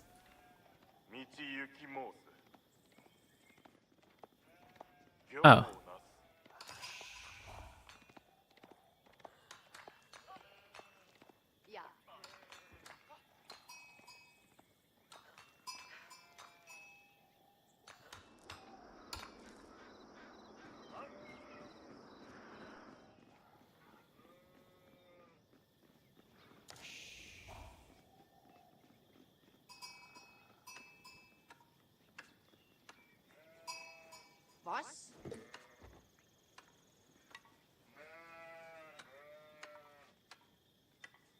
Sometimes things happen. I'm not sure what happened there exactly, though. Did Puppy Paw think he was playing English and try and go for a rush? Or did he want to start on a pond and walk the wrong side? There was some idle time and a half there. But what I wanted to actually talk about is, this is something that you can do here, actually, on this map, is you can just make docks in these ponds with, like, it's worth it for a lot of Civilization that get bonuses to their docks. So take, for example, Ottomans, cheaper dock. French, get a house whenever, like, get population whenever they build a dock. Abbasid, cheaper dock. Ayyubid, cheaper dock. Especially when you need, like, multiple docks, like Ayyubid and Abbasid, they get a lot of value here from being able to dock these ponds. Just got more resources in. Alright, I mean, at least he already has the gold that he needs for age up, but this is not gonna be that fast of an age up for him now. Unfortunate, but it happens.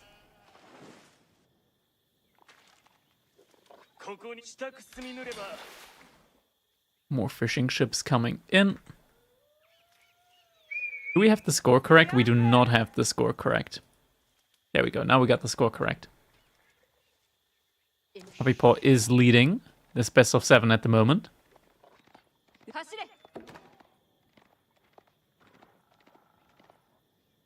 We do have the Minework Palace actually coming in here. Okay, that's interesting. And villagers moving out to stone. Oh, this is a 2TC play from Puppy Paw. We've seen this from him a couple of times before, with the Order of the Dragon especially. So 2TC into Fast Castle, Minework, Burgrave, and then just pump out a whole lot of men-at-arms. Why not a mill at that pond? I'm not sure. That was my first thought as well, that he moved the villagers out early on in order to just mill the pond, but then he didn't. We do have the second dock now coming in for Beasty as well, so he's getting a good amount of economy in through these shoreline fish here.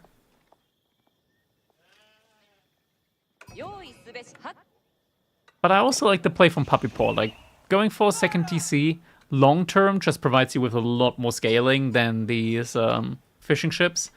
It's nice now because he's getting like a lot of food just passively, right? And he gets it early on. But the TC, like the villagers, they're always going to be there. These ponds are going to expire at some point, and should Puppy Paw get map control, he can very easily deny the fishing here as well.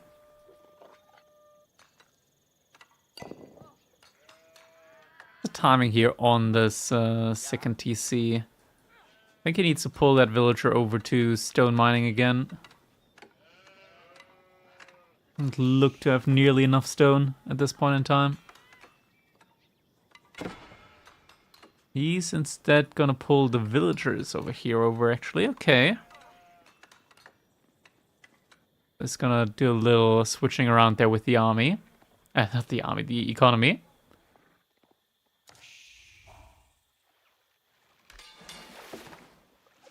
More coming in over here again.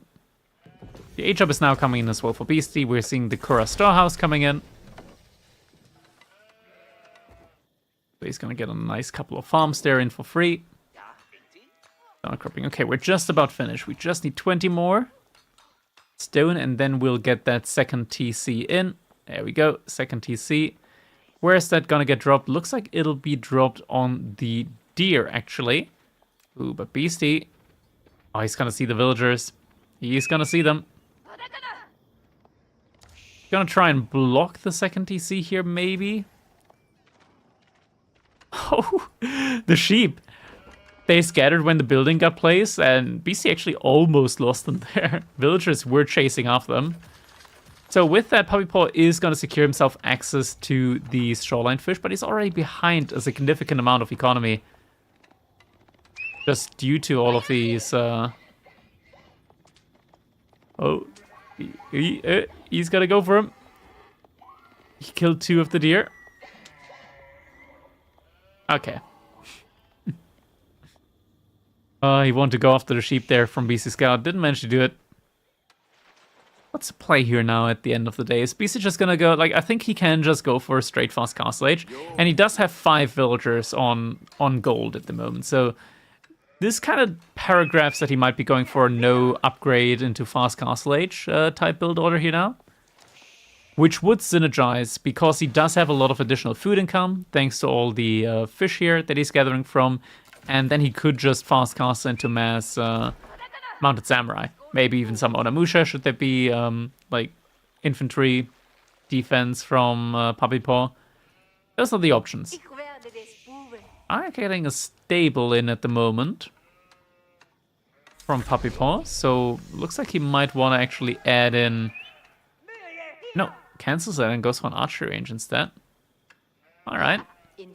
Not sure, like, does he just want to add an archers? Did he see something? Because BC is adding in the stable. He is adding in a stable. Are we gonna see horsemen? Maybe 2, 3? 2 to 3 horsemen? Yeah, we are getting some horsemen. BC is about to dock the 4th pond now in this game. Our second TC is starting to scale though, as we do see Puppy Paw is catching up in the economy department, and yeah, these villagers, I mean, at some point in time, these fish are gonna run out. We're at the... Actually, we're not even at halfway, at the halfway mark.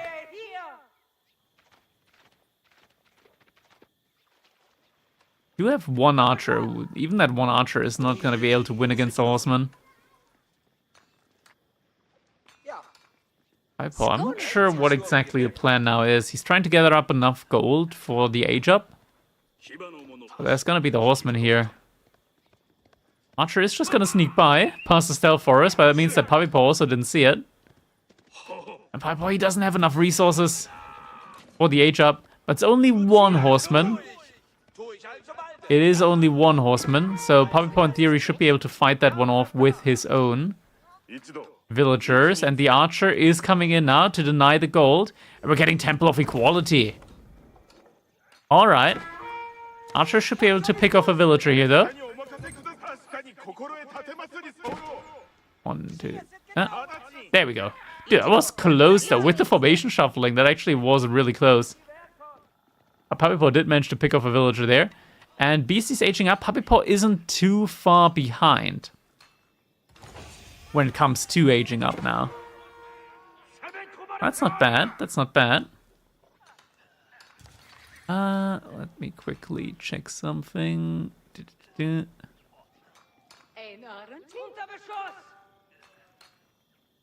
Oh my god. Every single time. I'm not sure why, but I'm just... some reason never logged into my account on my chat app. That's really weird. I'm sorry if there were any YouTube chatters so far. I didn't see your messages. They're gonna be seen now by me.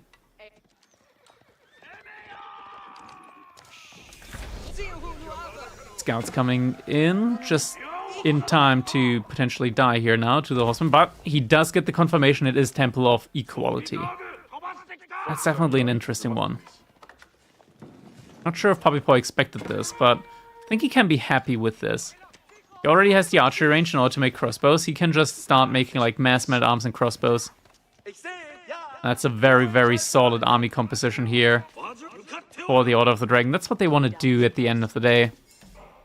Puppy Paw out on the map, still gathering up resources, and it's getting very close in the economy. Beasty, like even with the fishing, it's gonna run out at some point. First monk out on the map now, starting to pick up some of the relics. Goes for the far one first.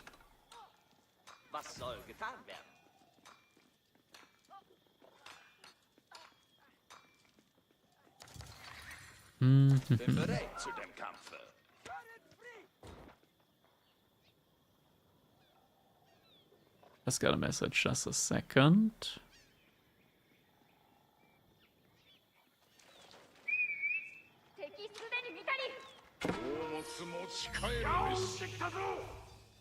Alright, Buddhist monk. Picks up a relic. What's the price fund here? We're looking at a one... I only heard 70% of it. This is a $100 show match, hosted by Andy. And I do believe that it's a 70-30 split to whoever wins. So we are getting Mounted Samurai, and we're also getting Onamusha in. The crossbows are going to be able to deal with pretty much all of these things here now at the moment. Could be a rough one. Puppy Paw does have an outpost here, but 6 villagers instead of just 5, so it's not going to be enough space inside of that outpost at the end of the day. The rally point right now, it's going a little bit into nowhere, but it's just going to circle around all of the ponds, try and look for any villagers that are out there. I mean, these skilled crossbows, they do some serious damage. Mounted Samurai almost going down here. Is able to keep that one alive, though, and with all the monks that he's now making, he's going to be, at the very least, able to heal that one up very, very quickly. Monastery now coming in for Puppy Paw over here. Is he going to see? He does see those horsemen. Is still going to lose a villager, though. Wallow now also coming in. Archer is going to have to run away, but now he can go and attack that Buddhist monk. Which, what does he get from wallowing? Movement speed as well, right? No, just attack speed. I think you can upgrade to give movement speed as well. Oh, he just sutured this guy, so now the Gilded Archer does -2 damage. Wait, did he hits for 2? He actually just hits for 2 damage. Oh, this is such a sad archer. That is such a sad archer right there. He couldn't kill the Buddhist monk, man. Oh, that sucks for him. That much is for certain. Getting up quite high in the number of Buddhist monks now behind all of this. Beasty actually managed to secure 4 of the 5 relics on the map as well, so he's looking good gold-wise. Puppy Paw, he's gathering a lot of stone. Maybe he wants to go for a keep drop. Actually, he just pulled off of it. What's the stone gonna be for? Maybe outpost emplacements? Those are the options here for him. Right now, he just continues to mass up more and more of these crossbows, men-at-arms, and spearmen. Builded units very good, obviously. They do a lot of damage. Outpost is here. We do have emergency repair, and it does have an emplacement on it. The spearmen are in position. Villagers do get pulled back. BC doesn't dive too deep. We'll lose those units. In the end of the day, all of this damage right now that he took there can just get healed up again. Little show off here. Little Mexican standoff between one single villager and a prelate next to the sacred site.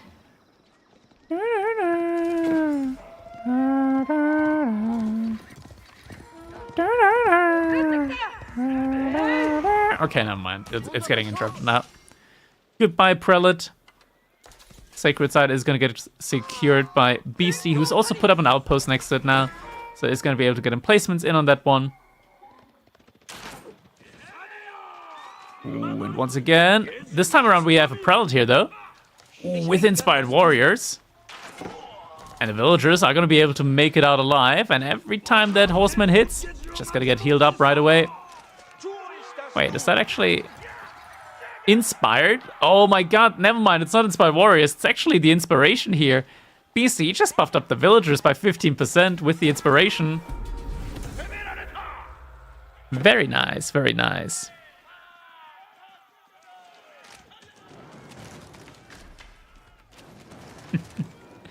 Outpost is getting taken down, so control over the sacred site is kind of neutral once again.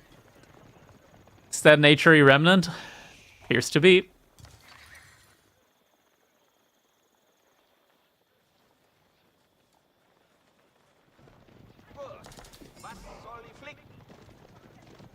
Right.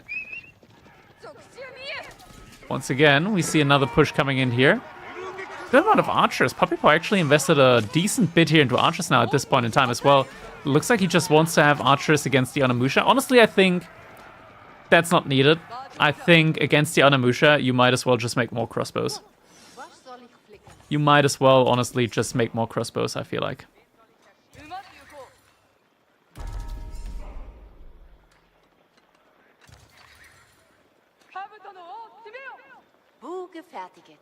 A lot more spearmen out now as well. Yeah, this is going to be enough in order to take down these outposts. This one doesn't have the fortification emplacement in yet. Ooh, that's a lot of Buddhist monks, though. Oh, this is going to be crazy. By the way, Buddhist monk play is insanely good up against Order of the Dragon, because they have fewer units, so you can actually debuff all of them. It's actually so crazy. And we've got so many of them now at the moment. All of them are also generating gold, mind you. So this is actually 750 gold per minute here for Beasty. Just in the form of Buddhist monks. Look at all the gold ticks here coming in. We do see scale armor now coming as well. Veterancy on the archers was missing until now. And Puppypaw is just going to need massive amounts of spearmen. Because even if this gets reduced by 50%, they will still do almost like 30 damage per hit. Up against the Onimusha and the Mounted Samurai, even with a debuff there. Oh, a little raid coming in. Villagers getting put to safety, but the prelate can't inspire in theory anyway, so yeah, yeah.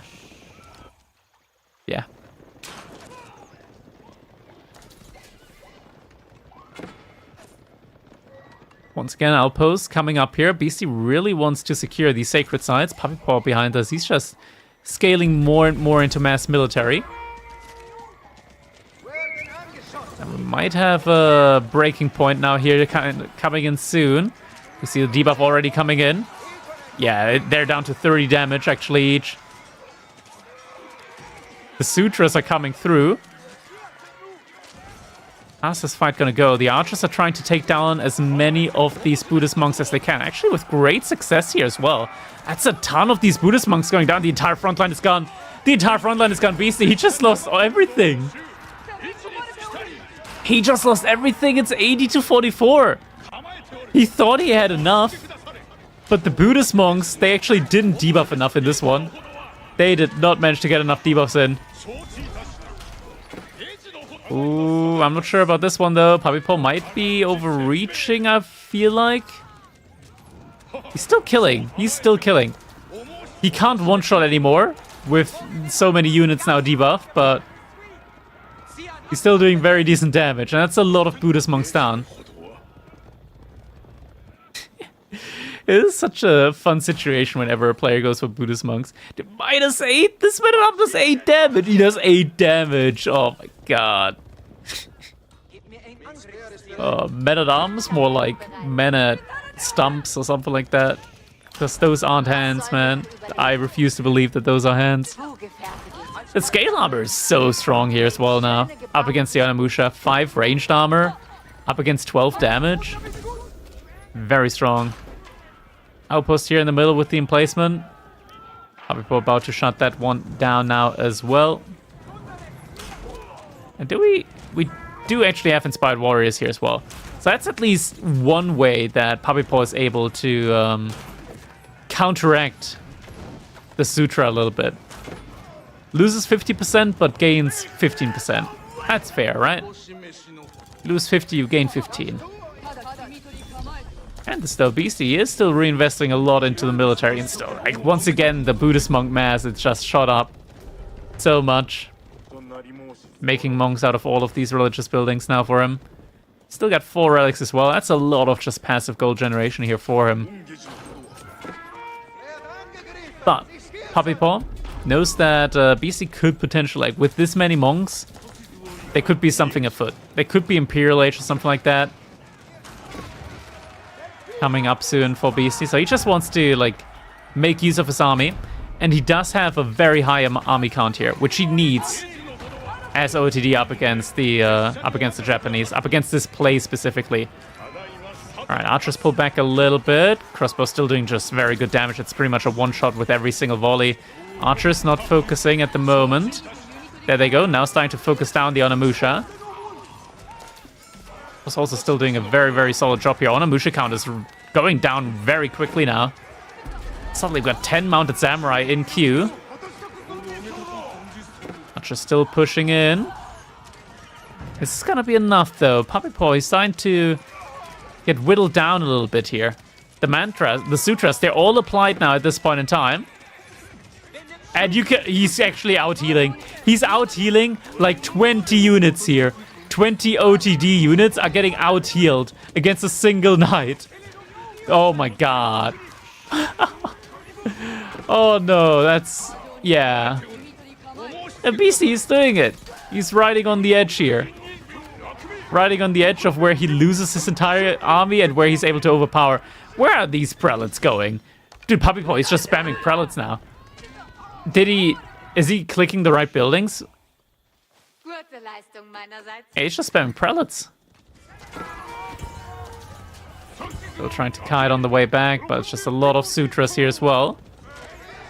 Should be able to stabilize once he reaches these emplacements, because the emplacements cannot get sutra. That's one thing, that's for sure. Cannot sutra the emplacement. More emplacements coming up in the middle here now as well. That's the place where Beasty might have some trouble fighting. Do we have a unit here that gets like sutra'd and buffed? There we go, inspired. So only -2 damage. It's crazy. From -2, this is gonna run out. From -2 to +4. From 12 to 6 damage. Okay, that is actually a little bit obscene. Fortification's about to be coming in here. Definitely going to be needed. First one's through. Second one coming in shortly as well. And the army's here now. Oh, this wasn't the fortification, actually. This was just a sprinkled upgrade. I mean, the outpost at least, like, yeah, they can't get sutra'd here. But the inspiration just isn't really enough to offset this. And now Beasty, actually, with the superior military count, Papipo, he's struggling. He's struggling hard. It's so many archers, but honestly, I feel like archers are a little bit of a bait. You need more bonus damage, more base damage. Just mass crossbows do so much better here. Sure, you go from like 40 damage to 20, but 40 to 20 is still better than from 12 to 5. What do you do against this tower creep? Well, typically I would say you should just try and keep the army mass low, keep the Buddhist monks low.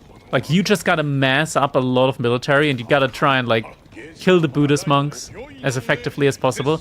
They also walk really quickly, 1.25 tiles per second movement speed, so that makes it very, very tough, actually. Both outposts are fortified, but there's a lot of horsemen now in the mix as well.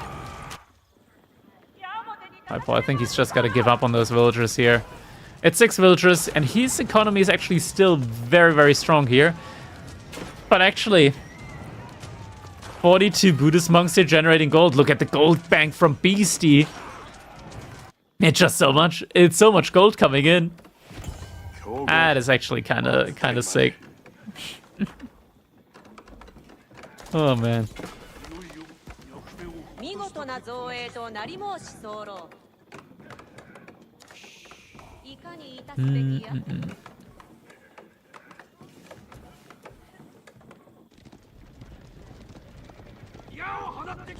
What was that?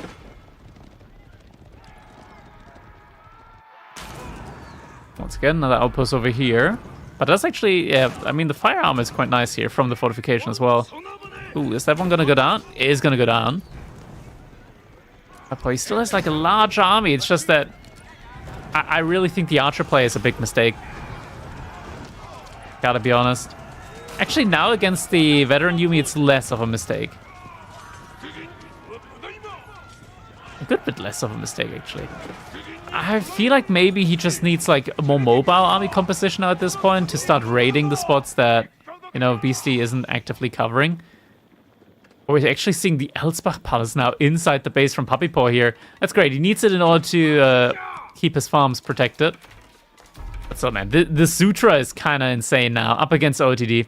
How do Yumi compare against regular archers? Just not quite as strong, but very, very cheap. And once you add in abandonment, they actually start to become like really, really solid for their cost. That's a lot of outposts here. Yeah, that's something that we refer to as a feudal age keep.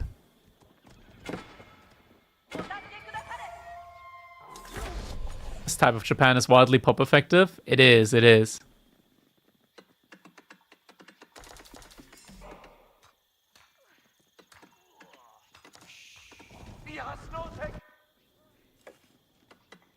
More production buildings getting put up.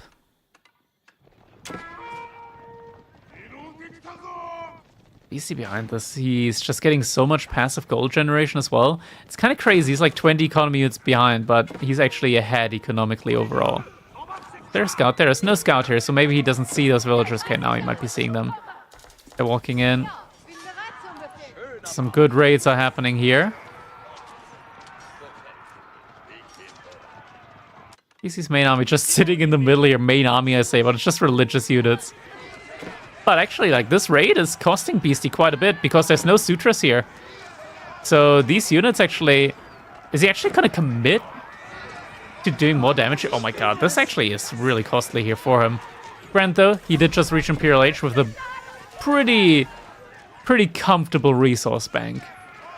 Yeah, we are getting upgrades on every single unit. Every single elite upgrade just getting clicked here right now. And there's still some mounted samurai causing damage here. Even the Elsbach is actually taking its time here in order to take these knights down. Not going as quickly. There we go. Done and dealt with. Done and dealt with. Yeah, now this many emplacements. I'm not sure if Puppy Paw wants to really stay here. The Sutra monks, they now got some nice hats on as well.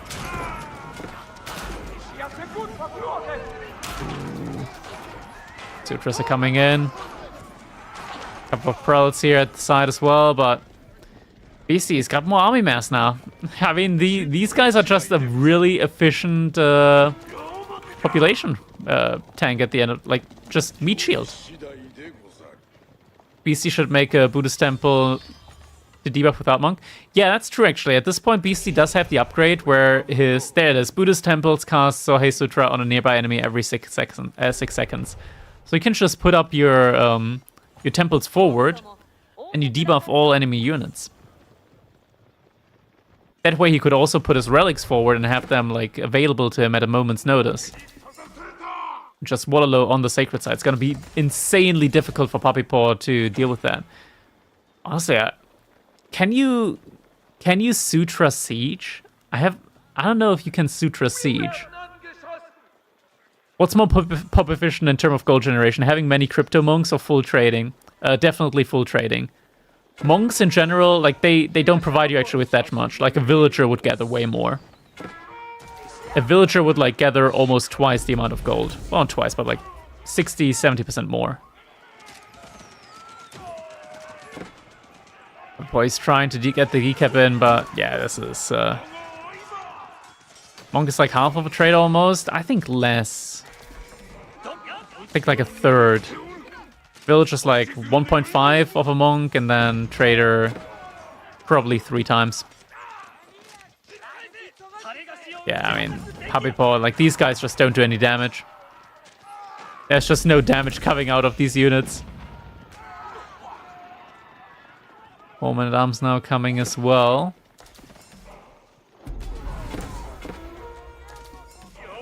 Why is Beasty falling back here? I don't think that he needs to fall back.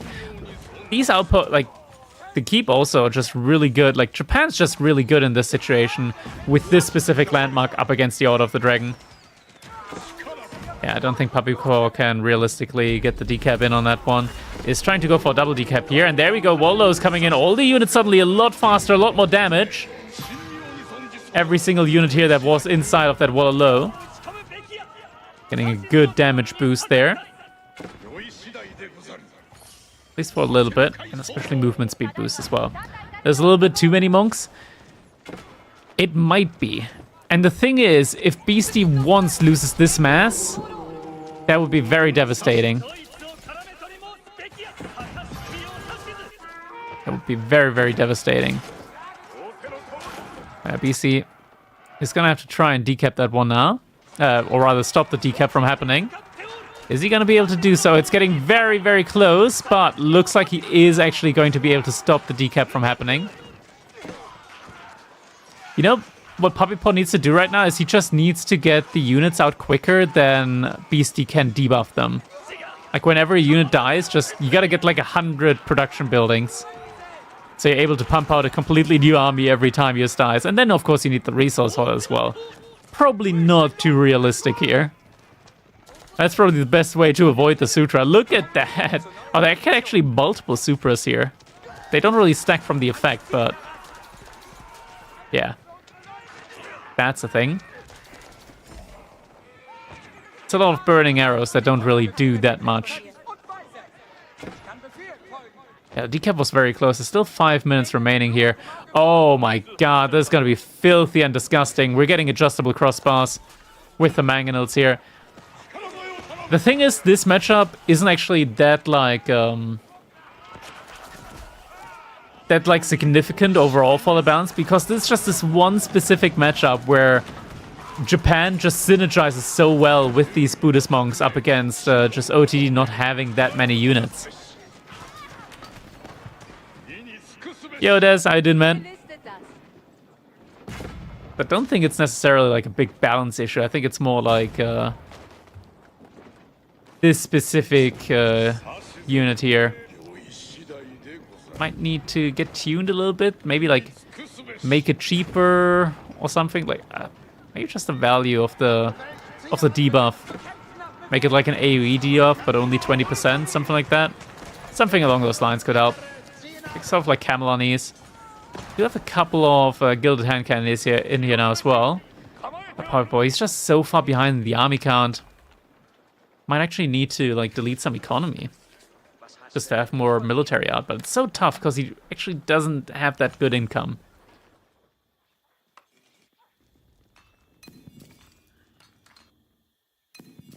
Gold is gonna run out for him at some point as well.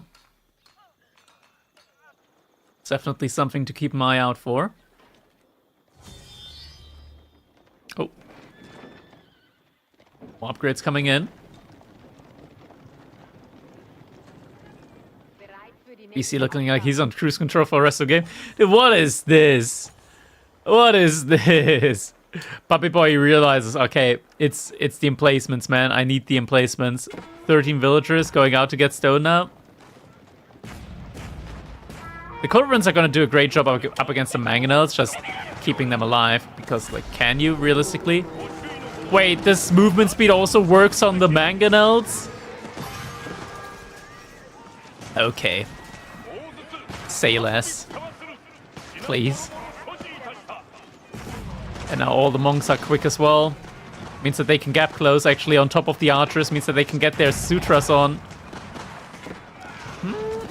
Is Beasty overstepping? Beasty maybe overstepping here a little bit? I'm not sure. The mangoes are dead.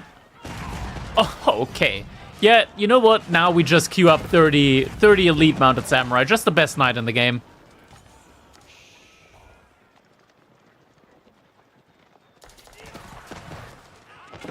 Casual rookie numbers, dude. And Puppy Paw, I don't think he sees this coming. This is just going to be such an insane mass that he cannot really deal with it.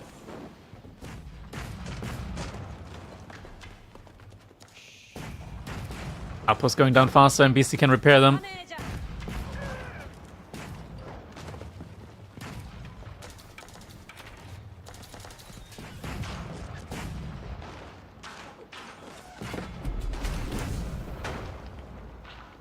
Moment arms now, but yeah, I mean, now Puppy Paw, he just saw what's waiting for him. Movement speed up. Oh my god. They're walking at the maximum movement speed that's possible in the engine. Yeah, that's it. That is it. All the culverins go down. 2 minutes remaining on the Sacred Side victory, and looks like Beasty is going to be able to equalize this match now in game number 4. Very even between them so far, but man, this didn't feel good for Puppy Paw. I'll say that much. That one did not feel good for Puppy Paw. Well played by Beasty. Honestly, like the Buddhist monks, that must have been a fun game. I wish I was Beasty in that situation. That must have been a fun game to play from his perspective. I think Puppy Paw had a window of opportunity where he could have killed Beasty inside of his base. But it's tough. It's very tough to judge just how deep you can go inside of the base of your opponent in those situations.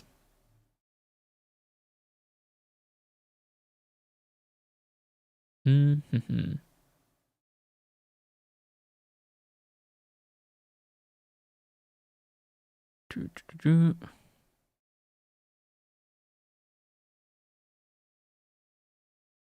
All right, let's see. Oh, we're gonna be getting a lobby in soon.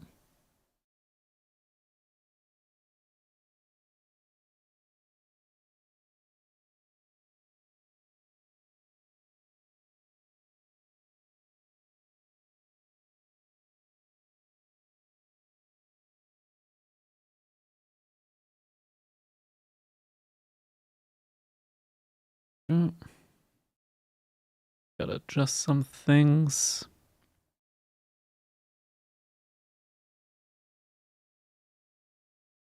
Yo, Gert, how you doing, man?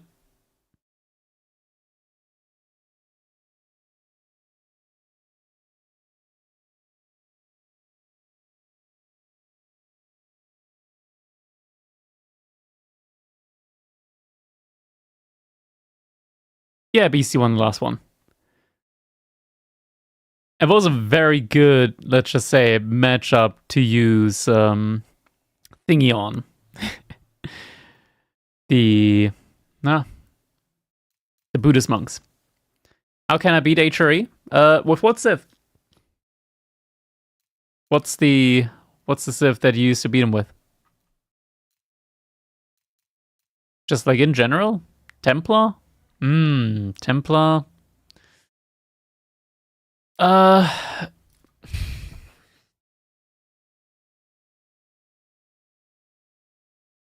mean, it's not necessarily the toughest matchup. I would not recommend going 2TC in that one.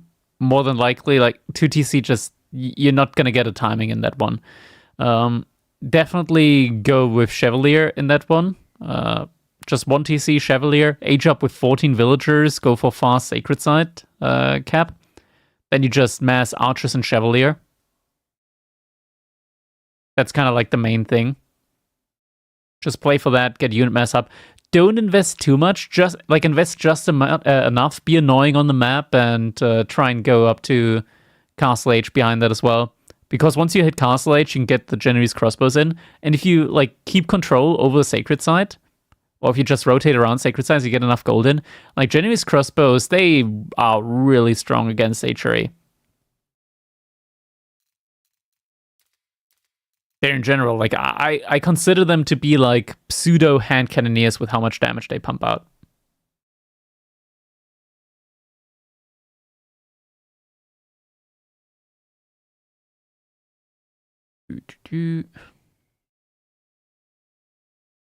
Are you guys following the Trump versus Musk drama at the moment? Holy shit, those two children, man. It's actually hilarious. I'm seeing it every now and then, like on Reddit and whatnot. I'm like, oh my god. Mom! Trump isn't doing my policies, dude. Mom! He's on Epstein's list. He's so ungrateful. If it wasn't for me, he wouldn't be president. Mom! And Donald was like, oh yeah, he's just crying because I didn't do what he wanted me to. Elon backed down today? Oh, did he? I despise the two of them. I mean, okay, I'm just gonna put it like this. I am not going to say any negative thing about Donald J. Trump, the current president of America, purely because I don't want to get banned from Twitch, as it is an American company. If that wasn't stopping me, I would talk. I would say things. I would say things.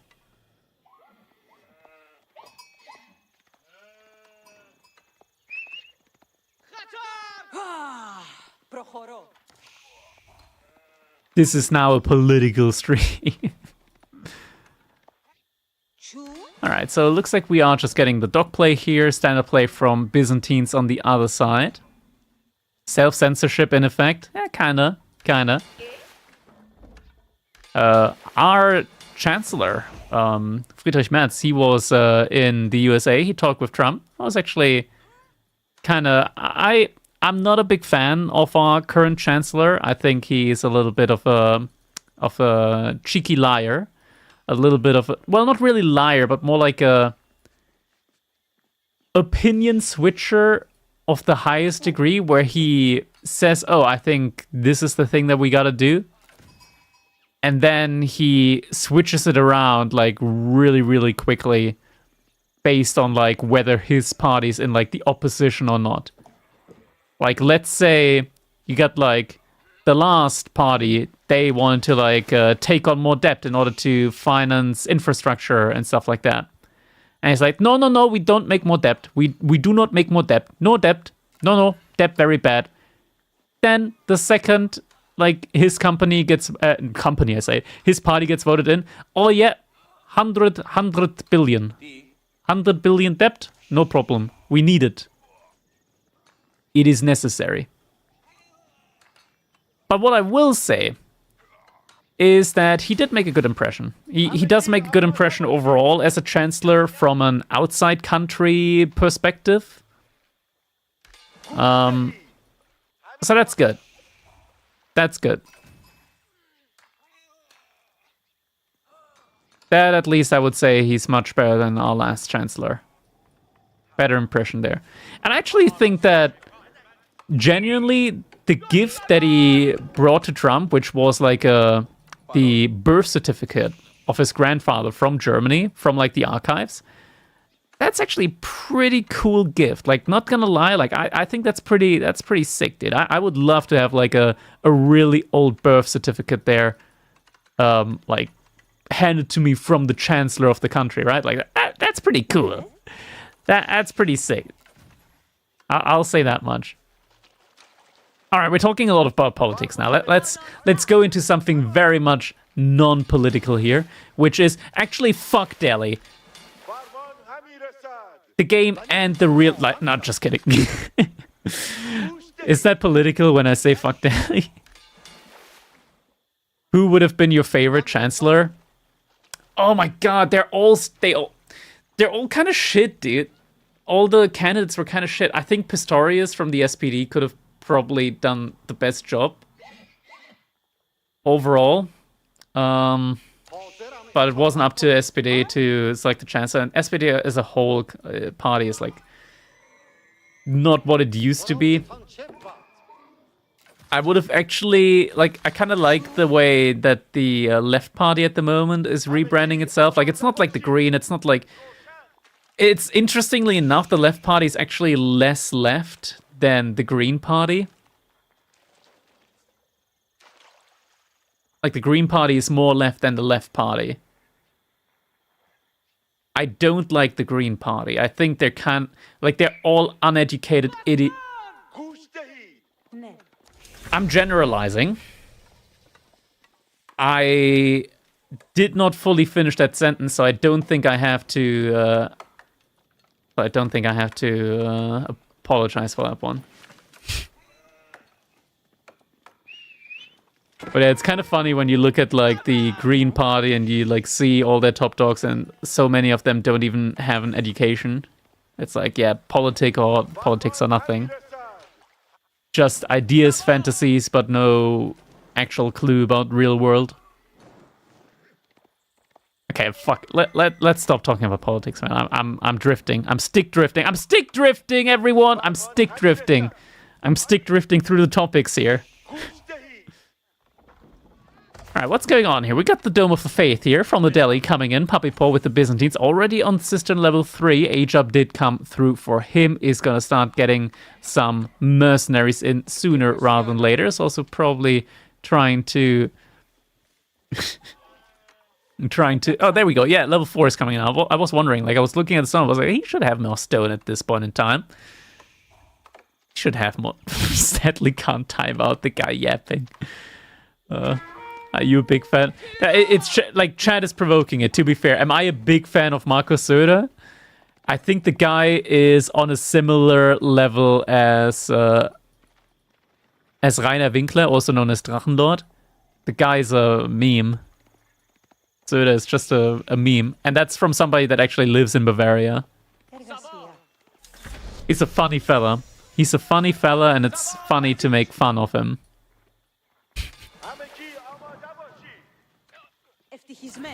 Alright, we're getting some Lumitnayana, and together with the Longbowman. Emotional, damn it! What is Beasty going for here right now? He still is gathering up a lot of wood, and yeah, okay, so he's moving out onto 2 additional ponds. Are you allowed to say stuff like this online if you're German? Of course I am. Cracky just talks that he is Bavarian. Yeah, I did. What do you think of Ulrich Stormcloak? I think he's right. The Empire is weak and Skyrim should have self-determination, but I'm not sure about his domestic policies. Well, Sockerton, let me tell you a little bit about Ulfric Stormcloak. Now, Ulfric Stormcloak, he comes from humble beginnings. But he made his way, like, he made his way back up, like, very high up. And honestly, I'm impressed. Like, the dude literally talked the guy to death. Just by, like, he gave his opinion so hard, the other dude just died. That was kind of crazy, man. Couldn't be me. Couldn't be me. Speak about talking somebody's ear off. Oh yeah, four slots inside of the Delhi docks here. That's pretty nice. That's pretty nifty. Right, Puppy Boy, he kept the gate open here. And Beasty at the moment, he's only got the stable. No archery range. There's no real way for him to deal with the Midnight. This could be kind of dangerous. Ooh, archery range coming in now as well. I mean, Puppy Boy needs to hit the wood line. How far can the TC range extend? So, in theory, Puppy Paw could park units over here. And then the longbows would be able to completely decimate the wood line with the vision that he then gains. Oh, okay, we're getting horsemen in as well. Big horseman switch, actually. That's very good. Very good. Wall on its way as well. Not sure how quickly that's going to commence. Good. He has a couple of Lemmitnai in the back as well. Very good. Do keep in mind, frickin' Delhi, they also get double HP on their fishing ships because for some reason they thought that was a smart idea. Let's just give Delhi everything unique in the world for free. They get upgrade for bonus fire armor. They get elephants. They get a unique mechanic when it comes to research. They get freaking feud late sacred site capturing. Yeah, I'm not a big fan of Delhi. The freaking fishing ships shoot arrows as well. That's a civ and a half, man. But fishing ships. Oh, they're trying to take down the Lombos. Lombos actually need to be careful. Guys, I think Krakatay does not like Delhi. It's fine. I'm a big fan of Delhi, actually. Big fan. Big fan. I like the Civ. I just don't like the Civ in its current form. Luckily at gold, I rarely come across them. Yeah, that's actually lucky. That is actually lucky. Can I switch this around? I need the hotkey to switch it around. 1 second. Controls. View and remap controls. Observer replay. View caster mode flip, and I got it on Shift Alt and F. That's my thing. Shift Alt and F. There we go. Puppy paw on the left side. That just triggered me for a little bit. Okay, we're catching up to a live one. To live gameplay. Now the dock going down. One archer ship actually did come in. Gets repaired as well. Very annoying here. Puppy Paw managed to kill 4 economy units here so far. I mean, this is quite annoying now as well. Like, these fishing ships can't drop off the resource at all. The Puppy Paw did shut down a lot of the economy here. Ooh, able to snipe that scholar here. Yeah, those Limit Knight do want to get out, though. They don't necessarily want to stay here. We're up to 7 Lombos. That's not that many. Getting a couple more in queue next.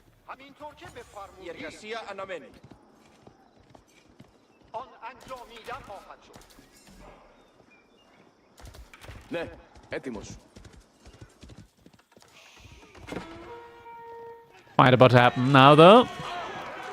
Good amount of horsemen. Limit Knight also coming in.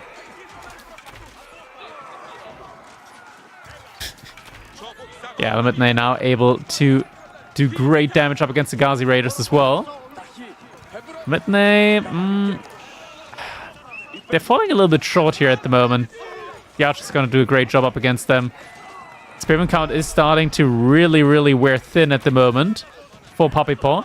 But the Horseman count is staying strong, but now the Scholars, it's just a lot of healing. A lot of healing, and behind this, all the Lombos just disappeared. Granted, the Ghazi Raiders did so as well.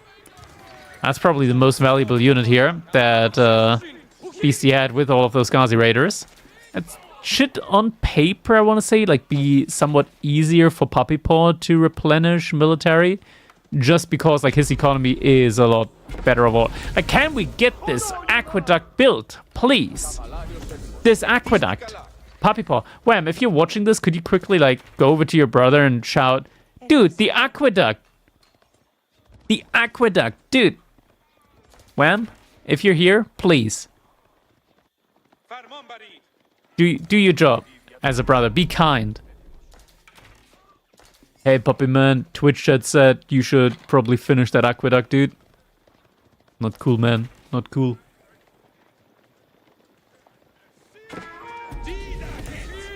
Longbows find the army. We do have a significant mass of horsemen, actually, out on the field. Not a lot of blacksmith upgrades yet though. Sacred site captures can be kind of annoying. Looks like, yeah, one sacred site is still captured up at the moment. This scholar should get taken down, though. 4 horsemen are making their way over to that one. As the raiders get found out in the middle there. This is the last berry patch here from Puppy Paw. After that, he's going to have to completely switch over to the Grand Winery olive groves there. Does Puppy go as PPP? Because he's got a PP so large, just 2 letters weren't enough. I just shorten it like that. Puppy Paw. But yeah, massive penis. Oh god.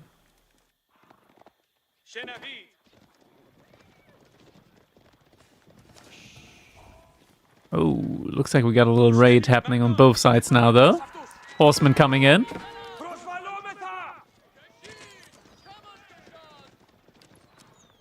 This is enough units to take down the outpost here as well. Ghazi Raiders, I mean, in theory, if Akratoy defense just comes through, Puppy Paw could deal with this, and indeed he does pull Akratoy defense. And that's gotta be, yeah, I mean, Beasty can't kill that many villagers here, but Puppy Paw is about to kill 5 and shut down Beasty's food income here. House of Learning? How did he get to House of Learning?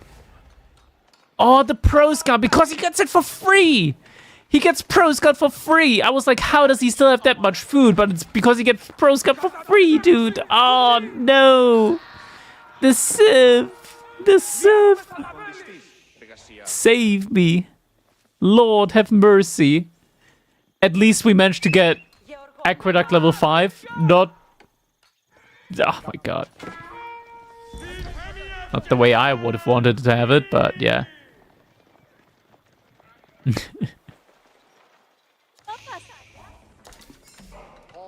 Oh, he's just placing mass outposts inside of his base to not die now.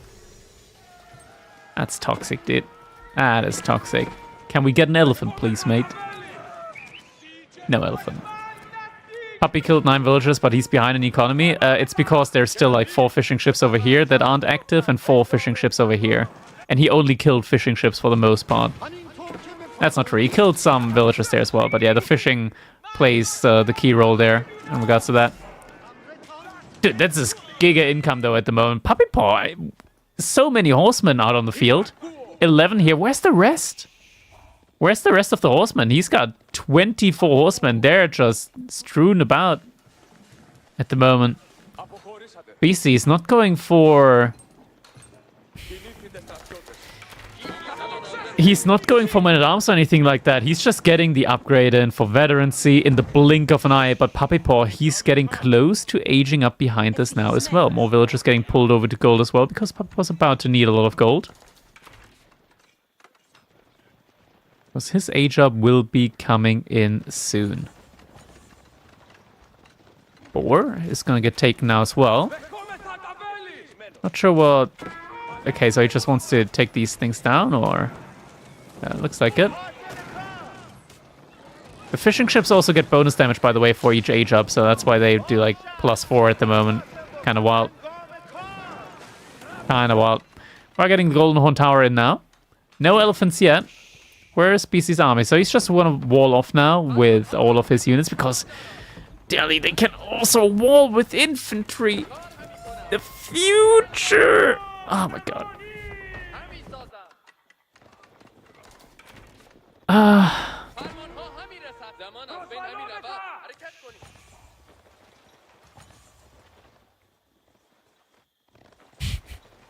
The thing as well is this fishing ship actually has like giga line of sight as well. Like look at that. Beasty knows that there's villagers out here because of the fishing ship. Wallaloned. Oh, that was just in time. Villager didn't even go down. Fishing ships over here also getting deleted now. Now we're getting to the point in time where Puppy Paw is actually pretty even now in the economy department.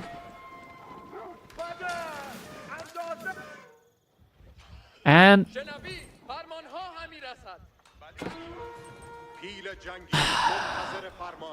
these elephants, dude, they're actually really fucking good in combination with archers because they beat all other cavalry.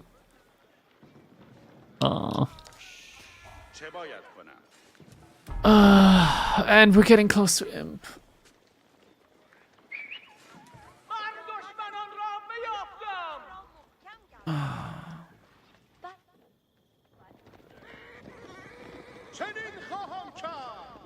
This is such a vibe, man.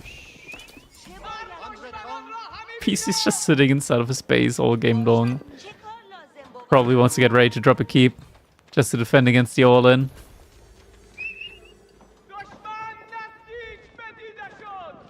Oh. Only got one villager immediately.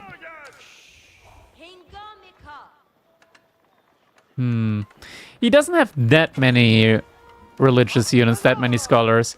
It only takes 2 minutes, though. Elite only takes 2 minutes. When, how many?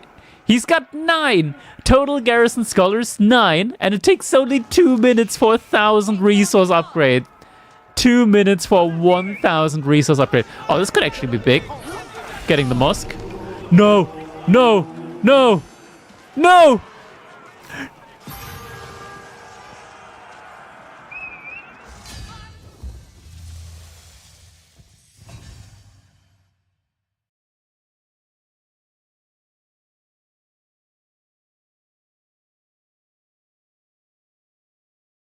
Well, at least it ended quickly. At least it ended quickly. Oh my god. Oh my god, dude. Oh my god. Lag spike? Yeah, that actually caused a lag spike in my brain. Look at that. Puppy Paw, 4,000 food ahead. Resources gathered. He's way ahead. But actually, he's not ahead because Beasty's freaking Imperial Age behind this. He's getting every single upgrade, and then Puppy Paw just lost his entire army to a Wallalow. Because for some reason, man, every single upgrade for free, Piety is among them. And man, Delhi scholars are such an effective meat shield. Huh? Yo, Gazoo. Hey. That's a vibe and a half. Alright. That means that Beasty is going to get another point on the scoreboard. We're going to be looking forward to a game number 6. Can tell you what, after this one, Puppy Paw isn't looking forward to it. Piety should be an imp upgrade for Delhi as well. It should be, honestly. I think it's kind of crazy that it's not. Because you get like 130 HP meat shields that heal them, like that heal units in feudal age. Like what the fuck?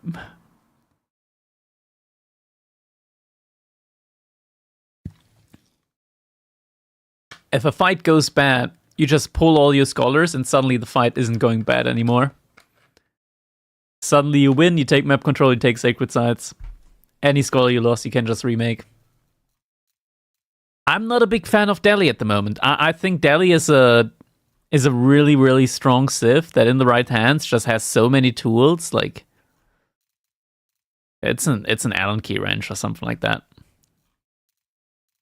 Just useful for just about everything. Throw it at people's head.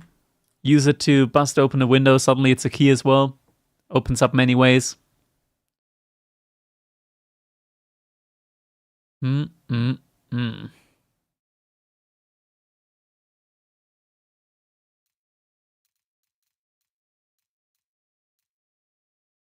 Alright, let's see then. Next game should be coming up soon.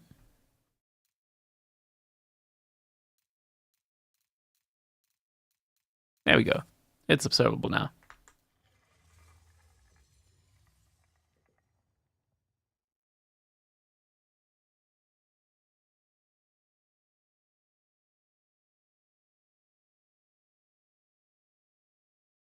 Alright, let's see. Well, at least you can't boost all unit attack speed by 50% when the scholars are healing. Wait, hold up. Yeah. It's just so many unique techs, honestly. I don't think Delhi deserves half of them, I'll be honest. At the current meta that we're in. I think we should take some away. I think we should take some Delhi unique upgrades away the same way Donald threatened Elon to take away his government contracts. Just take him away, dude. That's a nice spawn. Right, gold. We're in Scandinavia here. Mongols against the Abbasid, and I'm once again gonna quickly flip this around, and then I also have to flip the score because, yeah, the players are in a different position. House of Wisdom, Abbasid. Okay, so it looks like Beasty is going for a fast feudal age opening here, probably with military wing. Time to doge the House of Learning. Oh god. Yes, defund Delhi.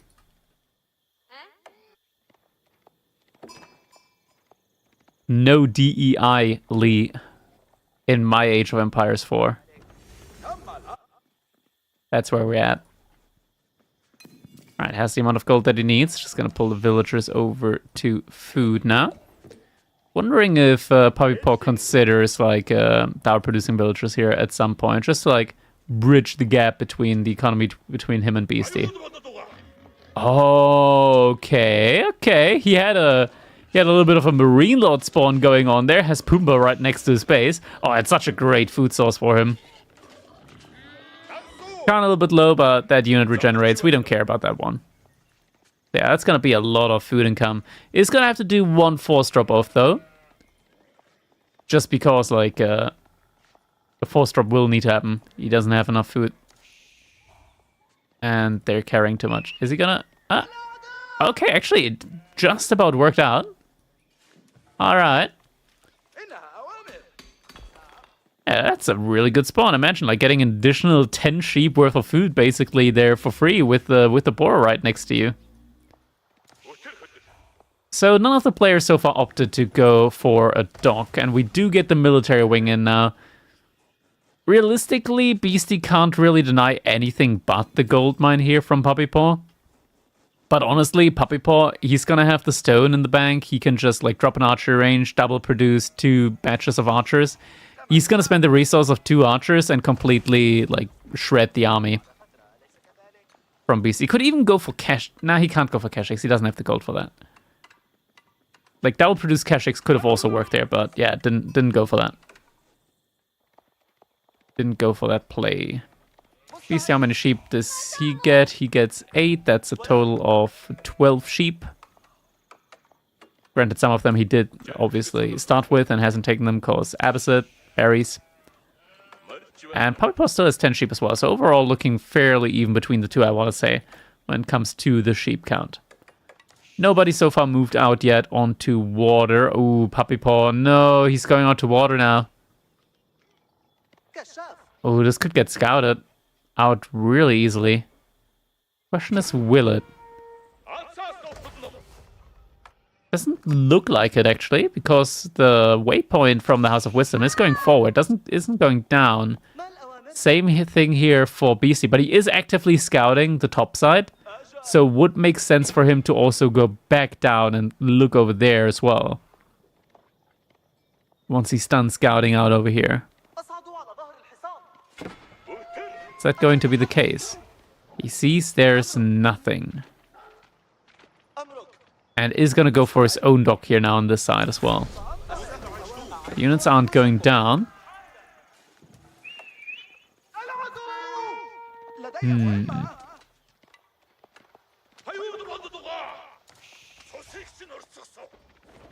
Alright, I'm actually getting giga hungry. I should still have... Because we are nutritiously aware, I do have a protein chocolate drink. 5 grams sugar, 20 gram... No, actually it's 5 grams sugar, 8 grams protein. 20 grams protein overall. Well, it still has a... Yeah, I've ordered some protein powder again. It's gonna be a while still until it gets here. But we're gonna get some calories in. And we're not... Like, I was considering ordering food today. I was like, man, I really want a kebab. But I also want to stream, so I don't want to go out and get one. So I could just order one, but I was like, nah, man, wasted calories, dude. Like, at least if I go out, I burn some. Well, not even that much. Like, how much do you burn in, like, 20 minutes of walking? Like, 150 calories? Yeah, doing it. You call them kebabs, and, like, that's the international term. 100, probably? Not 60. 60 is too little. 60 is too little. Yeah, like 100 to... Like, typically when I am on my walking pad for, like, an hour, at least my Apple Watch... I know it's not the most accurate, but my Apple Watch says that after, like, an hour on the treadmill, I burn, like, 600 to 800 calories, and I know that's not accurate. It's probably more like 500.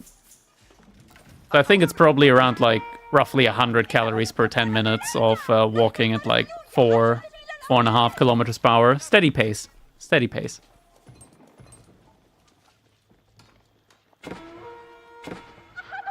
Alright.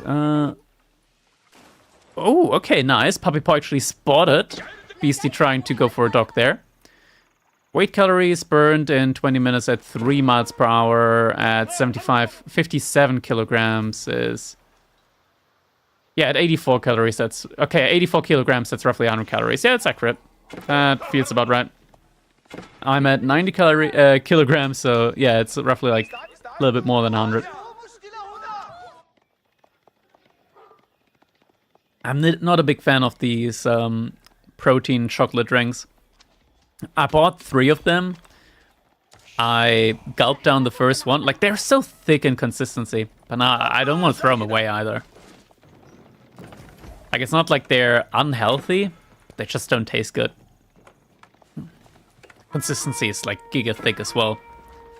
It's like I just deep throat someone or something like that.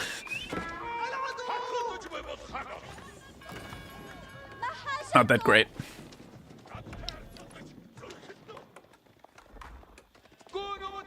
No, I don't know what that's actually like. I don't have anything to compare that to. How many fishing ships does Puppy Paw have? Yeah, he doesn't have nearly as many. 4 compared to Beasty, who's sitting on like 7 at the moment. You can kind of like tell by the eco difference there.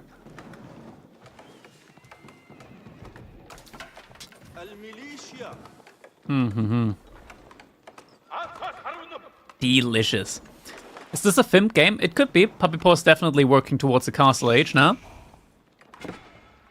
Has to be really careful though. These Keshiks could be going down. Notification comes in. Puppy Paw, react.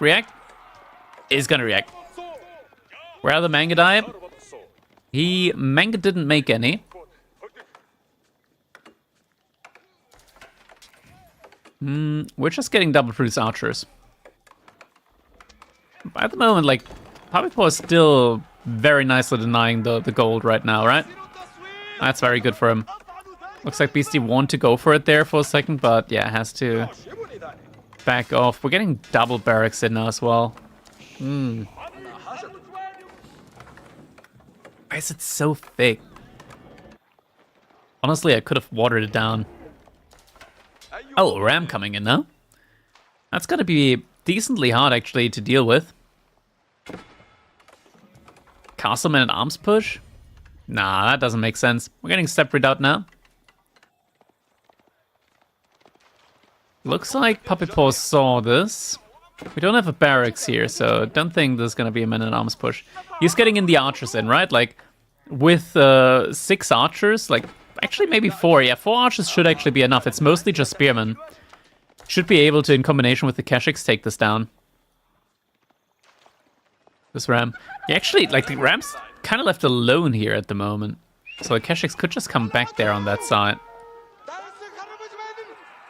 Archers will need to kite this one out. Keshiks could move in on that ram.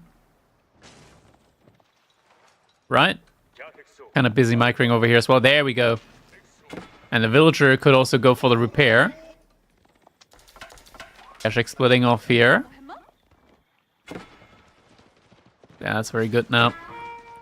Archers probably trying to go for a snipe on that villager. Yep, they are. Puppy Paw might see this in time.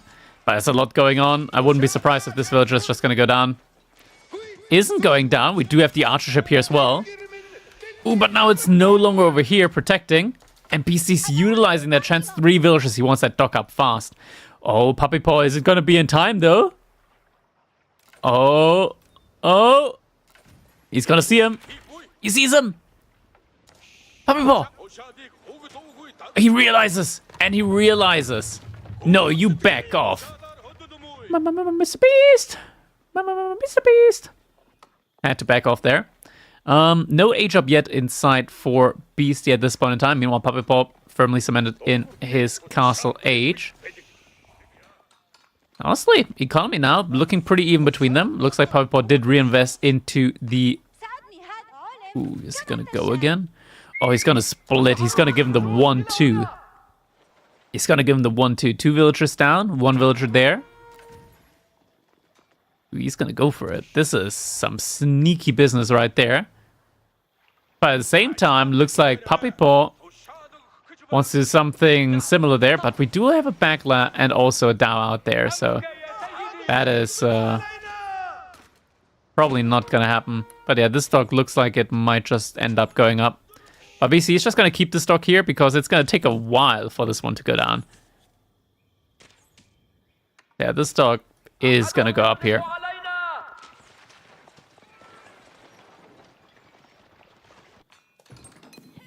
I think Puppy Paw is considering just fimping this one now. He's getting some blacksmith upgrades first. Like, he's getting a lot of gold from these villagers there.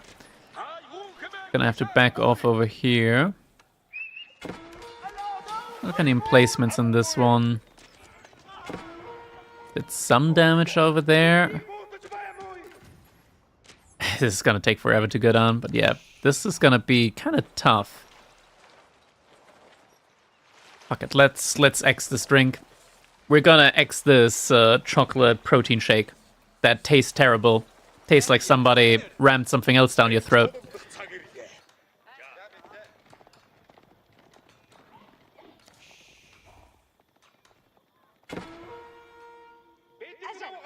Yep. That's not good. Okay, he's working towards Imperial Age, but is gonna lose some fishing ships here at the very least. Could evacuate some. The other side of the map. Ooh, fishing ship actually makes it back alive. And looks like we're just getting double emplacements here on these docks. The range of them, like this isn't actually going to be enough range to keep your fishing economy safe. Alright, number 1's coming in. Number 2's in. That's going to be double arrow slits now. Naval arrow slits there.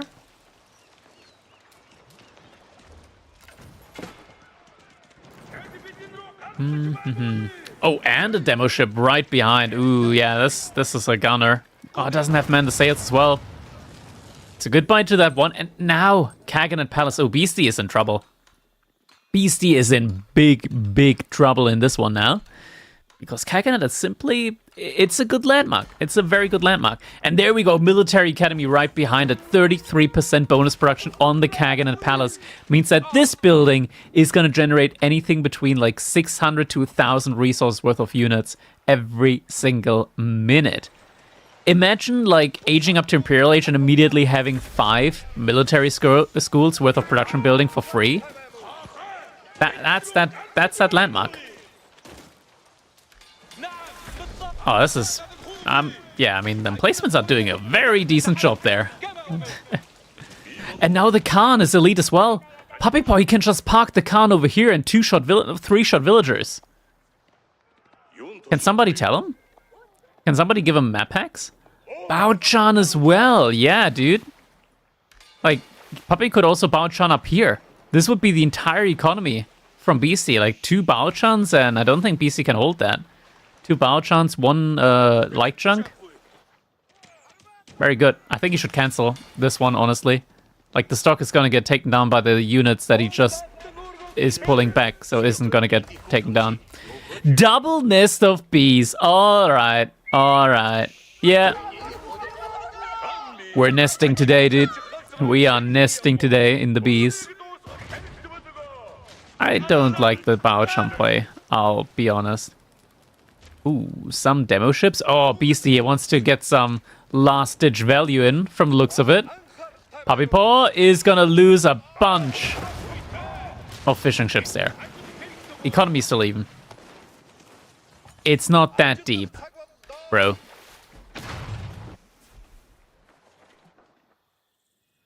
Why is this dog waypointing down here? There we go. Couple of elite horse archers coming in now as well. It's just the army mass, it's starting to go up. And this Khan, I mean, -4 from the Cam Archer. Did he get Military Academy? Yeah, he got it during the age up. So that is in. It's just very important not to get improved military academy, because for some reason that actually doesn't affect the Kaganet Palace. It's a bug that hasn't been fixed yet, but honestly, probably for the better. Because if that did affect the Kaganet Palace, that would kind of broken. That would be kind of broken. Did the Khan? He didn't die there. How did he just not die there? Holy, okay. Is the Khan killing camels? Of course, man. He's broken. Imperial Age Khan is broken. I like how neither of the players so far went for any of the relics. Some men-at-arms behind us as well. And we are getting Elite Mangadai. Yeah, Puppy Paw, he knows what's good. Somebody tell Lash. Mass Mangadai, pretty good. Oh, a little fake out there. Still didn't go for... There we go, Bout Shot. Now coming out over there as well, on top pond. Literally like 2 of those, and he's going to be able to easily deal with that. Oh, the little horseman raid. Didn't really achieve anything there. And yeah, Beasty, I mean, double Nest of Bees. And these aren't just ordinary Nest of Bees. These are Nest of Bees with additional barrels. 3 additional rocket arrows coming out of those. These are proper Imperial Age Nest of Bees. Beasty, he's just massing up more units. We're getting Ghoulems in, Lancers, more and more Spearmen. Very little range mass, though. This is just a big melee ball here that he's massing up at the moment. Outpost being prepped by Puppy Paw. Oh, we're getting a ram as well. This is kind of like one of the win conditions here. Actually, I shouldn't say one of.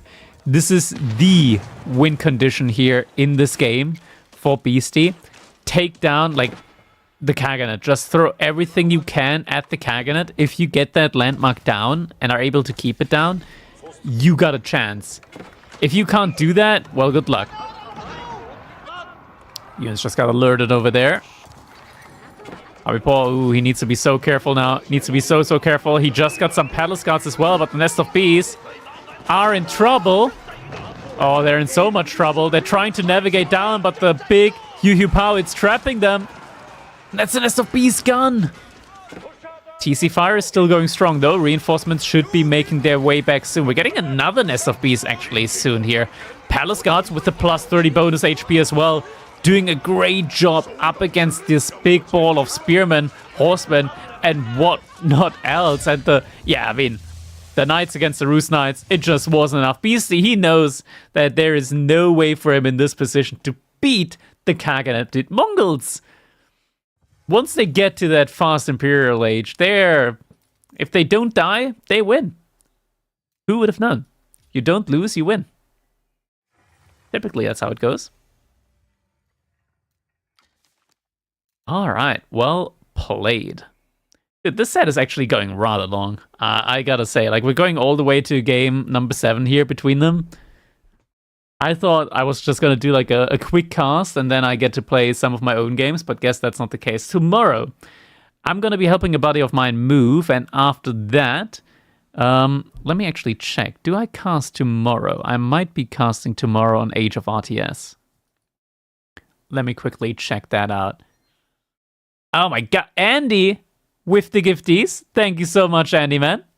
Very, very much appreciated. Thank you so much. Sorry, Crackety. Well, too bad the goal is 10 subs, and only then will we cast the next game on the treadmill. But actually, fuck it. I'm gonna do it. I want to get I actually have enough steps in, but we're gonna go the extra mile. I took off my socks earlier because of a cramp. I had a pretty awful cramp in my left foot. It's gone now. And I like suffering, and what the fuck is my camera doing? Hello, camera, I'm here. There we go. At the same time, game is going on as well. Oh, okay, JD, Dark Age Barracks opening. That's an interesting one. We're here on Relic River, everybody. One of the new maps that came into the game with the latest DLC. I'm just so blurry. I'm so blurry right now. Hello, camera, I'm here. I'm here, camera. Just because I'm ducking so far out of the frame. There we go. Shoe number uno. Got some very nice, like, just running shoes overall. Really nice. They're from Hoka? Hoka, or what they're called. It's like you got, like, this actual bounce to your step. And I'm not saying that, like, as, like, a Adidas influencer or something like that. Like,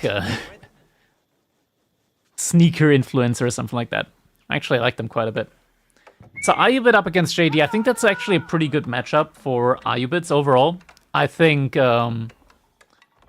Dervishes and Feudal Age are kind of cursed in this matchup for JD. Just not a lot of tools to deal with them at all.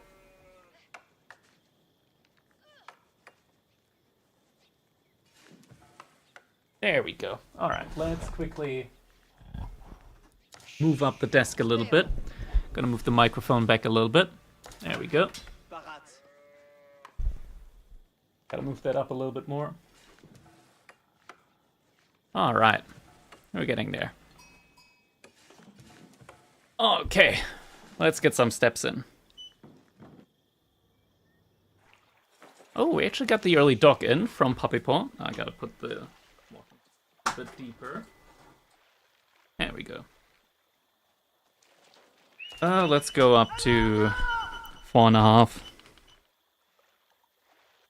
There we go.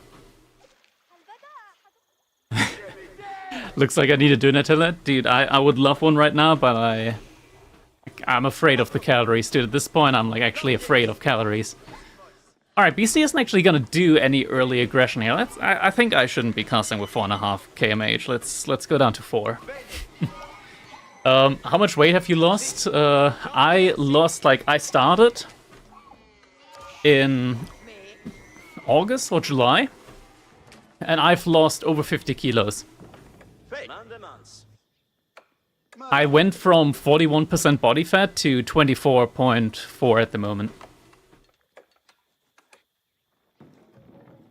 Alright, there we go. So early dock at the moment.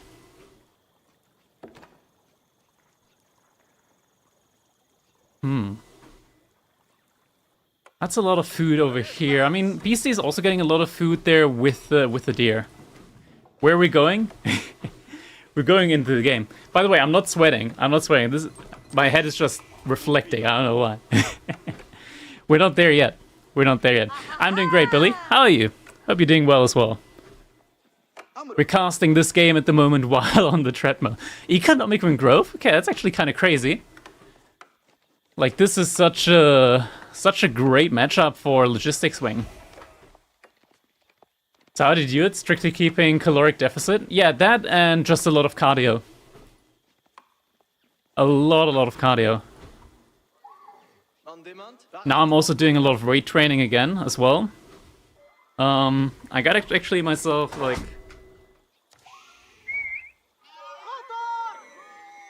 very nice dumbbells as well. So, I do a lot of... Dude, I tried lateral raises today.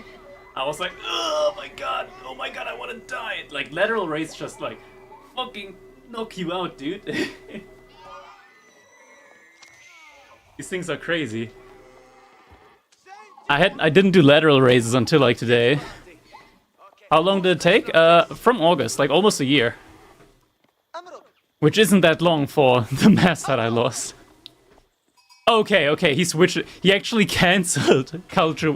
Oh my god. He actually cancelled Economic Wing Growth and went for Logistics Wing instead. As I said, way better age up in this matchup. Like, you do not want to go Economic Wing Growth against JD. Logistics just so much better. And looks like we do actually have an aggro play now onto the pond from Puppy Paw. But the H-up is on its way, and I think Puppy Paw, yeah, he might lose one fishing ship. Oh, he's sneaky. Look at that, he's sneaky. Actually so inspiring, man. I have a lot of weight too. It got to the point, it got to the point where I just looked at the video, at the feed from, what was it, King of the North. and I saw myself there. And I've done like multiple diets before, but when I saw myself there in the footage, I was like, holy shit, this needs to change now. And pretty much from there on out, I was like, okay, fuck that. I did like a lot of just like hiking at the beginning. Like every Saturday with my dad, I would hike like through mountains, like 5-6 kilometers and stuff like that. I work in IT as well, so it's kind of like difficult-ish to get a lot of exercise in. But nowadays, like, yeah. What was the kg I start from? I started at 141. Ooh, nice, okay. Manages to get that in before the palisade wall finishes. 141, and I'm down now to 90. I was 159, now I'm at 135. Oh, congratulations, man. That's already a big step. Do I do a lot of research about dieting? Not really. I wish I'd done more, I'll say. I wish I'd done more, because, like, Corvinus, if you're still here, if you're also still on your diet trip, something that I would definitely say is don't just do cardio. Also do weight training while you're trying to lose weight. You want to lose fat and build muscle. What I did was I lost a lot of fat and now I'm like trying to build muscle afterwards, so I'm like recomping that way. I think it's better to just do weight training at the same time. Also a lot of protein. Like, protein powder is actually so good. Creatine as well. Really good. Can recommend that. Even though I've only taken it for a week, I feel like I got more energy during my sets. Castle Age now coming in for Puppy Paw. We're going to be getting 7 additional villagers here. It's also going to get a lot more food on these resources. Beasty, what's his plan? He's got a couple of knights, he's got a couple of spearmen. Nothing too crazy, though. Creatine is the real deal, been taking it for years. Yeah, it's really, really good. And so cheap as well. I got like an entire kilogram here for like 10 bucks. And yeah, you just mix it with water and stir. It's very easy to take. What else did I get? I got some zinc. Get some vitamin D just because I'm an IT guy and I don't see the sun that often. Yeah, you're right. I didn't shift the sides yet. I did do that earlier. What does it do? So creatine basically, it sets like water inside of your muscle fibers. Ooh, getting the dervish, that's actually big. That's actually big. Walking on a treadmill with DTs must be torture. These are the open DTs. So it's not that bad. It would be way worse on like other wireless headset. Holds water on your muscles. Exactly. That's it. That's where you want it to be. But yeah, it could be worse. I'm really not a fan of like leather ear cups. I hate leather ear cups with a passion. And I'm really salty about like every single wireless headphone manufacturer choosing to use leather, which is why I actually like splurged on frickin' Apple AirPods Pros.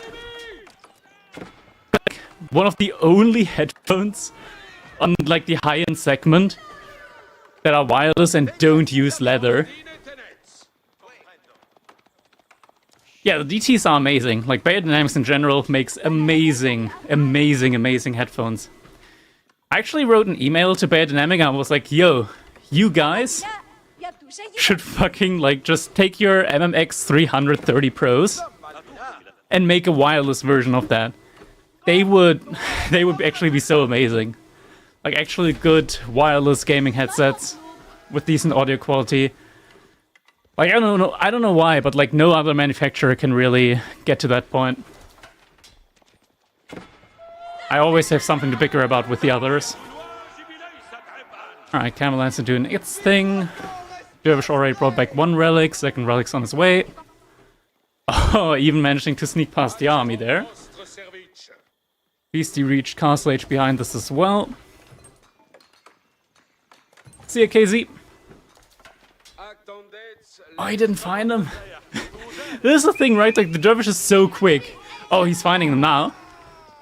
He's gonna have to drop it. Drop the relic. Drop the relic, sir. Oh, Beasty, he used the cooldown canceling. Where when you move JD after you fire Divine Arrow, the cooldown of 8 seconds actually gets reduced to 0 seconds. That never got fixed. I'm not sure why. Like, it says recharge 1 minute, cooldown 8 seconds, but it's not 8 seconds. It's 1. But only if you move command immediately after firing. If you don't do that, it's gonna have the normal 8-second cooldown. So it is a bug, and I'm not sure why it's never been fixed. I'll say. Crossbow's getting killed there. Oh, great blow! Oh my god, the bad thing there. Poor Puppy Paw. Losing 2 Camel Lances like that, which he could have healed. Yeah, he's not able to stay there for too long. He's finally going to be able to break through that palisade wall in order to get some more food over there. Or maybe not. He's just waiting, I guess. Oh yeah, these ships aren't idle, they're just trying to get to the shoreline fish. That's why he doesn't notice. That's sad. Relic did get brought back though. Another one's going to be brought back as well. Only now, first monk coming out for Beasty. This one Camel Lancer here has been quite annoying as well. More coming now from the bottom, but Beasty's not on the berries here, so he's fine. Could potentially dive to TC for just a little bit. The housing situation is going to be resolved shortly as well. Does Beasty realize that? He does. Yeah, okay. Puppypaw's gonna retreat over here. Oh yeah, these ships are proper just stuck on not gathering. Oh, that hurts. That's a lot of economy idled out there. But Puppypaw's in a really, really good spot, actually. Really good spot.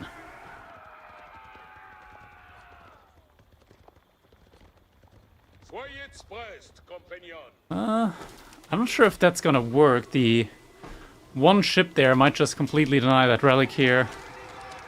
Poor Beasty. Maybe Puppypaw goes for another ship. There we go. Yep, immediately goes for that. Should now also see that these ships are not really too active at the moment. There we go. Now he does retask them.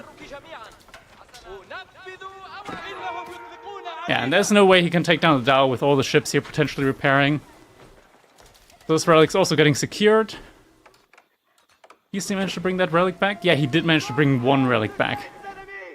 That's gonna be a 4-to-1 relic game, though. With Puppypaw having a really, really solid economy advantage now as well. Now going into mass archers. That's gonna be quite good against the Arbaletry as well. Ooh, Beasty adding men-at-arms in, though. That's an interesting thing to do. That's something that you can only really do as JD. Because, unlike French, JD is able to inspire buildings as well with Consecration. So these men-at-arms are quite cheap, only 75 food each.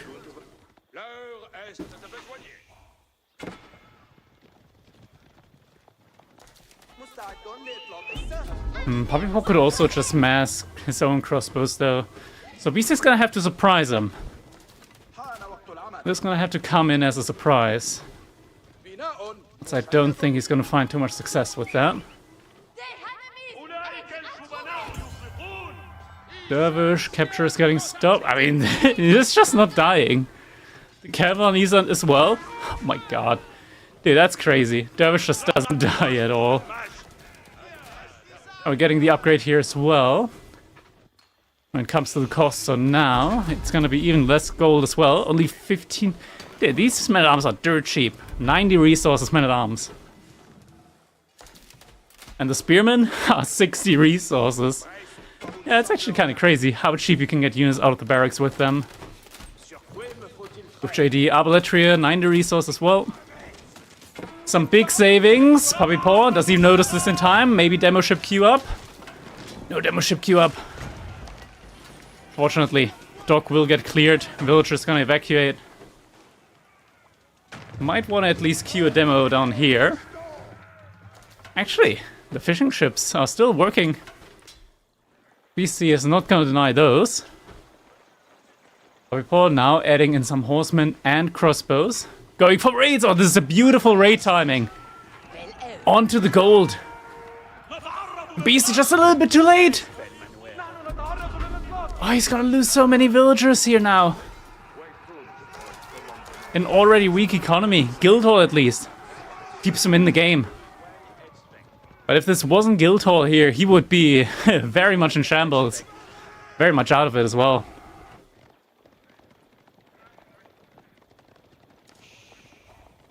Archer is now also posturing here at the front side. Only 4 men-at-arms at the front. That's not all of the ones that Puppy has. We're missing +2 Pierce armor. Puppy does have +2 Pierce damage. All 3 Sacred Sites locked in as well. He's doing a lot of damage here now. John, did we just hear age up? John is aging up. Where's she at? And we are getting John's riders now as well. This is really troublesome now. For Puppy Paw, he needs the rest of his army nearby. Yeah, we're on a treadmill at the moment. For last game, we decided to get a little bit of workout going, as Andy did give 5 subs.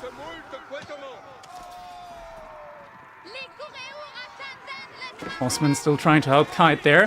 Horseman coming in, and the crossbows now return as well. Beasty not able to push his advantage there.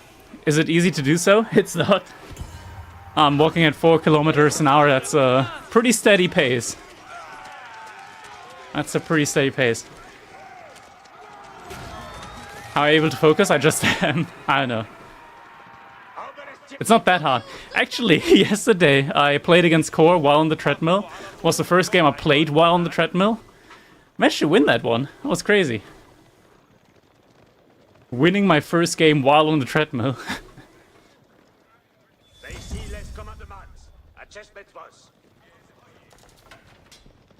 More camel lancers, more crossbows.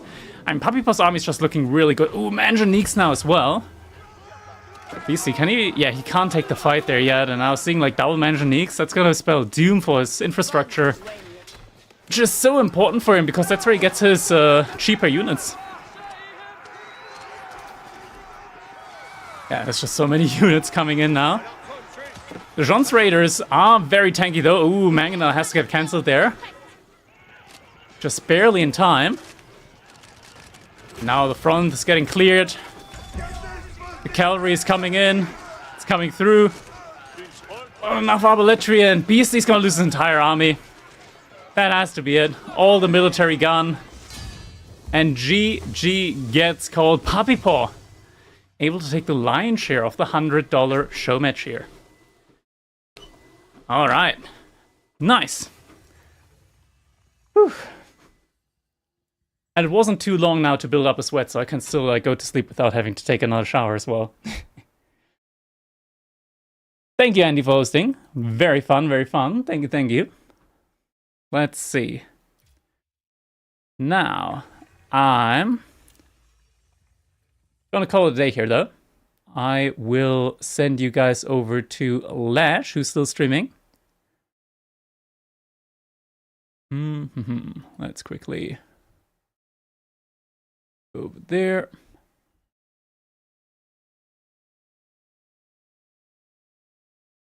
You were indeed, Jenna. You were indeed. Put my laptop on treadmill. It works, dude. It works. Like, something that I'm doing is I play TFT when I'm on my treadmill. Teamfight Tactics. 2 rounds. That's around 1 hour. Very good workout.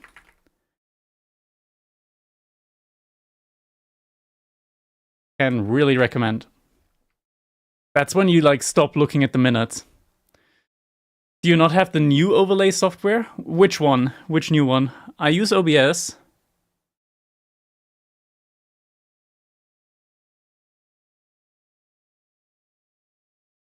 Or which overlay software do you mean? Maybe I don't.